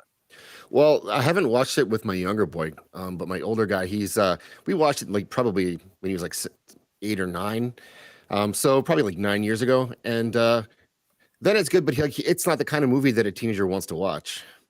Maybe when he's older, he'll want to watch it again, but we did watch Top Gun, and he loved Top Gun. Good. So Good. I did something right. Let's go ahead, Nathan. What's your take? Did you show your daughters ET? Where are you at with ET and your ET fandom? I'm actually not one who's a fan. Wow. I think for the time that it came out, it was probably hit the mood just right for everybody. Now this was 4 when I was 4 when this one came out. So by the time I ended up watching it years after that, it was early 90s, and it wasn't my cup of tea at all. And I watched it. It was just, it bored me. I was not engaged at all. And Drew Barrymore is annoying. I don't care what age she is. Interesting. We are not an echo chamber, and I could not agree or disagree more with some of the comments people make, but I'm not going to call you a racist or a phobe. I don't know, Hollywood, you might want to try doing that. We can have a difference of opinion. The last time that I saw ET was actually last summer, and it was at a drive-in movie theater. It was part of a double feature. The first movie was ET. The second movie was the original Jaws. Of course, this was in a drive-in movie theater. It was a fantastic experience. I had not seen ET since I was a kid. Now, ET was not my favorite movie because it was just one of those super popular things that all the super popular kids liked, and I was alternative and punk rock, so I couldn't like it. As time went on and to watch the movie, it actually is a remarkable encapsulation of the filmmaking style and storytelling style of the 80s. And it was something that Steven Spielberg was a master of. I'm not saying that Steven Spielberg was the best filmmaker ever, but boy, he could tell a damn good 80s movie. It hit all the right points. It got you in the feels. And like I said, those characters in the stories that were created looked great on backpacks, t-shirts, toys, and made a lot of money for everybody involved. So there's that element as well. Now, I will say, ET is infinitely better than 90% of the garbage that's been put out in the past 5 years. I will absolutely be on board with that kind of a statement. Yeah. I mean, I was judging it as, in the context of 80s movies. For me, a better extraterrestrial movie is, and to me, the better Steven Spielberg movie is Jaws, and then Close Encounters. But E.T., for what it was and who it was targeted to, it absolutely worked. It sold a hell of a lot of E.T. dolls, and everybody knows E.T. Phone Home and everything else like that. Let me get to this super chat. This is from Kayla Dare, who's been a member at the Taveran level for 2 months and a channel member for 4 months. Says, I enjoyed E.T. for light entertainment. She was 22 in 1982. Later on, my kids enjoyed it too. I was 12 when it came out, and I had younger siblings, and they absolutely fell in love with it. And guess what? I had to trip over and listen to all the time, E.T., when I was a teenager, because they still love that movie. So these things stick with us. They weren't disposable. They years later. why they're doing what they're doing to our entertainment is baffling to me. It is. I don't see anything that's come out recently in the mainstream that anybody's going to be talking about 40 years from now. I really don't. So, hail to you, Kayla Dare. Also, I did reach out on Twitter about that question you had. Please hit me back. I'll make the time whenever's convenient for you. So, hail to you, my wolf sister. So, I'm going to scroll down real quick to make sure that we are not missing anything. And we are. I think we could do a whole show on Star Trek: The Wrath of Khan. I forgot about that one, Pink Floyd. Let's pick this up next week, because look at all these movies we can talk about next week. Fast talking about Ridgemont High, The Dark Crystal, Tron, Conan, Pink Floyd. Look at all these movies. So we are going to pick this up again, because we have been going almost 3 hours, and I want to be really respectful of those people who are in the UK's time, and also make sure that they get some sleep. And God, the bots are attacking us mercilessly, you guys. Really. Yeah, Nerdscape says Khan. So let's do this. Well, actually, here. Let's because we're talking about the James 17 show. gotta be. So I blocked that. I'm gonna have to go back, and they like to change their URLs, guys. So James Nicholson says it's a cosmic wrong done to this generation. They have almost no pop culture. Mm-hmm. Yeah. By design. Yep. By design. They don't have a gender, they don't have a country, they don't have pop culture, they don't have history. What are they? Interesting. Must just all be an accident, you guys. James Nicholson, thank you so much for that. And Daniel says it's only missing the best Star Trek ever made. We will talk about all of these things next week. And there's Clobby, Clobber in Times, a good friend of Purple Valkyrie, says he spent a lot of time in the cinema in 1982. So did I. And you know why? Because there were good movies to see. They were fun. They were great. And there was no agenda or no message. And if I seem to remember, America was really on the upswing at that time. All right, I got to stop talking about stuff like that before Mama Susan decides to get out a pair of pruning shears and turn me into a soprano. Sends more bots. Let's go around the horn on this one. Let's go ahead and start with Nathan. Nathan, what do you got going on? Where can people find you? You can go and visit my channel, Man of Manethrin. I've got a video out now that's challenging everybody to read Tolkien on a video as a way to honor J.R.R. Tolkien heading up to the show, and then possibly saying to everybody, go ahead and release a reading on the day the show gets released, to tell Amazon, you get this finger right there. Mm-hmm. The bots are attacking us big time, you guys. That's why I don't have the chat up. They are not stopping, and I'm not sure why they keep coming, what we need to do about that. So, yeah, kind of crazy. I have not been bot attacked in a very long time like this. Congratulations. Wow. We did it. Yeah. We did it. Your channel's under attack. The video. Yes. Oh, that's the video. Jesus, that's fantastic. Yes. All right, let's go ahead. Let's move on to Zaxx. Zaxx, what do you got going on? Where can people find you? How's it going? You can search for me on YouTube, Zaxx7. You go right to my channel. You should be a sub there. If you're not, and if you are, make another account and sub again. That will be great. And then do that 5 or 6 more times. I would appreciate it. And I'm working on 2 videos right now. One of them is a throwback review of Top Gun. It's a series I'm starting with my kid called, I was going to call it Things to Force Your Kids to Watch, and I thought that's maybe a bit much, so I'm calling it Things to Watch with Your Kids. To review. Yeah, a little bit different tone, right? It's so simple. It's just simple. I love it. Yeah, so I'm working on that and hosting a show tomorrow at 9:00 Central on my channel. Salty is going to be there. He's confirmed. Flascid's going to be there too. Purple's going to be in bed. And we also have a Troubled Green is going to join us for that. Oh, excellent. Yeah. So she's going to come as well. And the idea is we're going to talk about things that are not mainstream. So everyone's going to talk about a segment or a film, or in Troubled Green's case, a book series of books that people aren't already talking about or aren't popular, so we can help each other find things that are great. That's fantastic. Yeah, tomorrow at 9. And I really love your troll videos, like I said, of the Bigfoot Matlock, Bigfoot with Matlock's head on it. Thanks for doing that. You're a fun dude. It's great to work with you. Thanks, man. Oh, Purple Valkyrie. Oh, wait, sorry. hold on. Never mind. I also just confirmed Brandon, the anime guy, is going to come and he's going to talk anime with us tomorrow.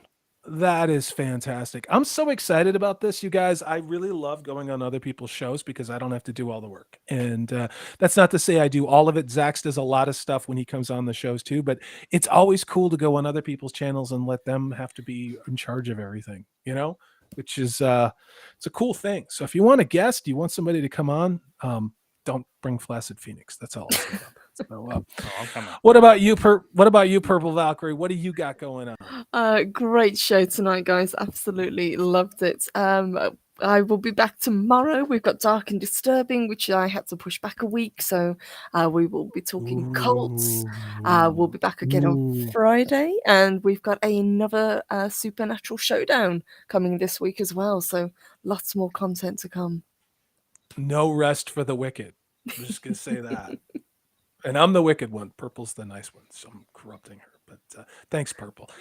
Last but not least, Flaccid Phoenix. Hey, thanks for having me on. If you're still here listening, just a reminder to smash that like button on this video. I just dropped a link in the chat for my channel. You should go over there, sub me and my co-host Gator. We do rants, riffs, and reviews on almost everything, kind of geek or nerdy. We just got done covering the Halo series, and now we're going to be covering the Obi-Wan series that's going to be coming out this week. And when we're not covering garbage tier content, we like having fun. So check out our tier ranking of the MCU mommies with no other than Zaxx, where we go through each single one and rank the mommies on a bunch of different criteria. You can imagine that. And also coming out either tomorrow or Thursday, I'm going to have a Smasher Pass, the whole Jedi Council. You don't want to miss that. That's going to be probably one of my best videos I've put out. So, and then finally, if you haven't already, go to Film Threat and subscribe over there. I'm now officially part of the Film Threat team. I'm there with Chris Gore and Alan Ing, where they cover not only blockbuster releases, but more independent films. And if you want more indie suggestions, they just had their Award This live stream premiere just yesterday. That'll give you a ton of movies that you can support that are more independently are funded and are, you know, different scope and tone that you get from cookie cutter Hollywood right now. So, yeah. Thanks again for having me on. Shout out. Oh, you're welcome, Flaccid. And you, for those of you watching this on the replay, Flaccid and I, this is how we talk to one another, and Zaxx does the same thing. It's what dudes do. We're breaking each other's balls. I want to shout out Resurrection 117. Yes, sir, you are late, but please rewind and watch. We actually had a great show. Resurrection 117 was one of the great people I got to do the channel member She-Hulk reaction videos with. It was actually his idea. Hail thee, brother. It is great to see you. So, Mr. Tickle Trunk, you were timed out. Wow. That is what? So Punk Waddle, who is the mod for this channel, said YouTube just did a major update, which is why my virus and my bot blocking stuff isn't working. It's possible that you were a victim of blue on blue friendly fire, Mr. Tickle Trunk. So apologies for that. So, and we've got Doviende say Tovius again, roll the dice again. That is a Korthon, a channel member. It's on Math Cawthon from the Wheel of Time, his Band of the Red Hand Flag. You guys, this has been a wonderful show tonight. Thank you everyone who showed up. We have 25 people still in chat. We have gone about 2 hours and 45 minutes. I want to thank everybody who showed up tonight. Purple Valkyrie, we do have one announcement that I think I'm going to give you the honor of making. It has to do with show next week on Thursday, which is actually kind of a big deal. Yes, it's actually this Thursday coming up, but we have a very special guest for one of our paranormal shows. We're going to be joined by the man himself, Cameron Pasha, and he's going to be talking all woo-woo with us, so really looking forward to that. I am too. Cameron Pasha, he likes to talk about Hollywood, his screenwriting experience. I absolutely love that. But he also loves talking about the woo-woo, UFOs, flying saucers, Bigfoot, cryptids, all those things. You guys, before we go, I want to shout out everyone who voted in our poll. We got 101 votes. The question was, after seeing the latest Thor 4 trailer, you, with 67%, the winner of the poll tonight says have lost all interest. So after the Thor 4 trailer, which we didn't even really cover tonight, People have lost interest. With 23% say they feel the same about it, which could go either way. 4% said the new trailer made them love it even more. And 6% took the troll answer to, after seeing the latest Thor 4 trailer, you love King Valkyrie even more now. So there's nothing I can do or say to Marvel that Marvel hasn't done to themselves. And Phase 5 looks to be even worse than Phase 4. But we need to get out of here. Purple Valkyrie, thank you so much for staying up late with us tonight. Zaxx, thanks, brother, for being here, being my wingman. Nathan, always a pleasure, good sir. And Flaccid Phoenix, don't call us. Don't call us. We'll call you. Yes, so you guys have a great rest of your evening. Again, thank you to this magnificent panel. We'll see everybody later. Have a good one. Take care.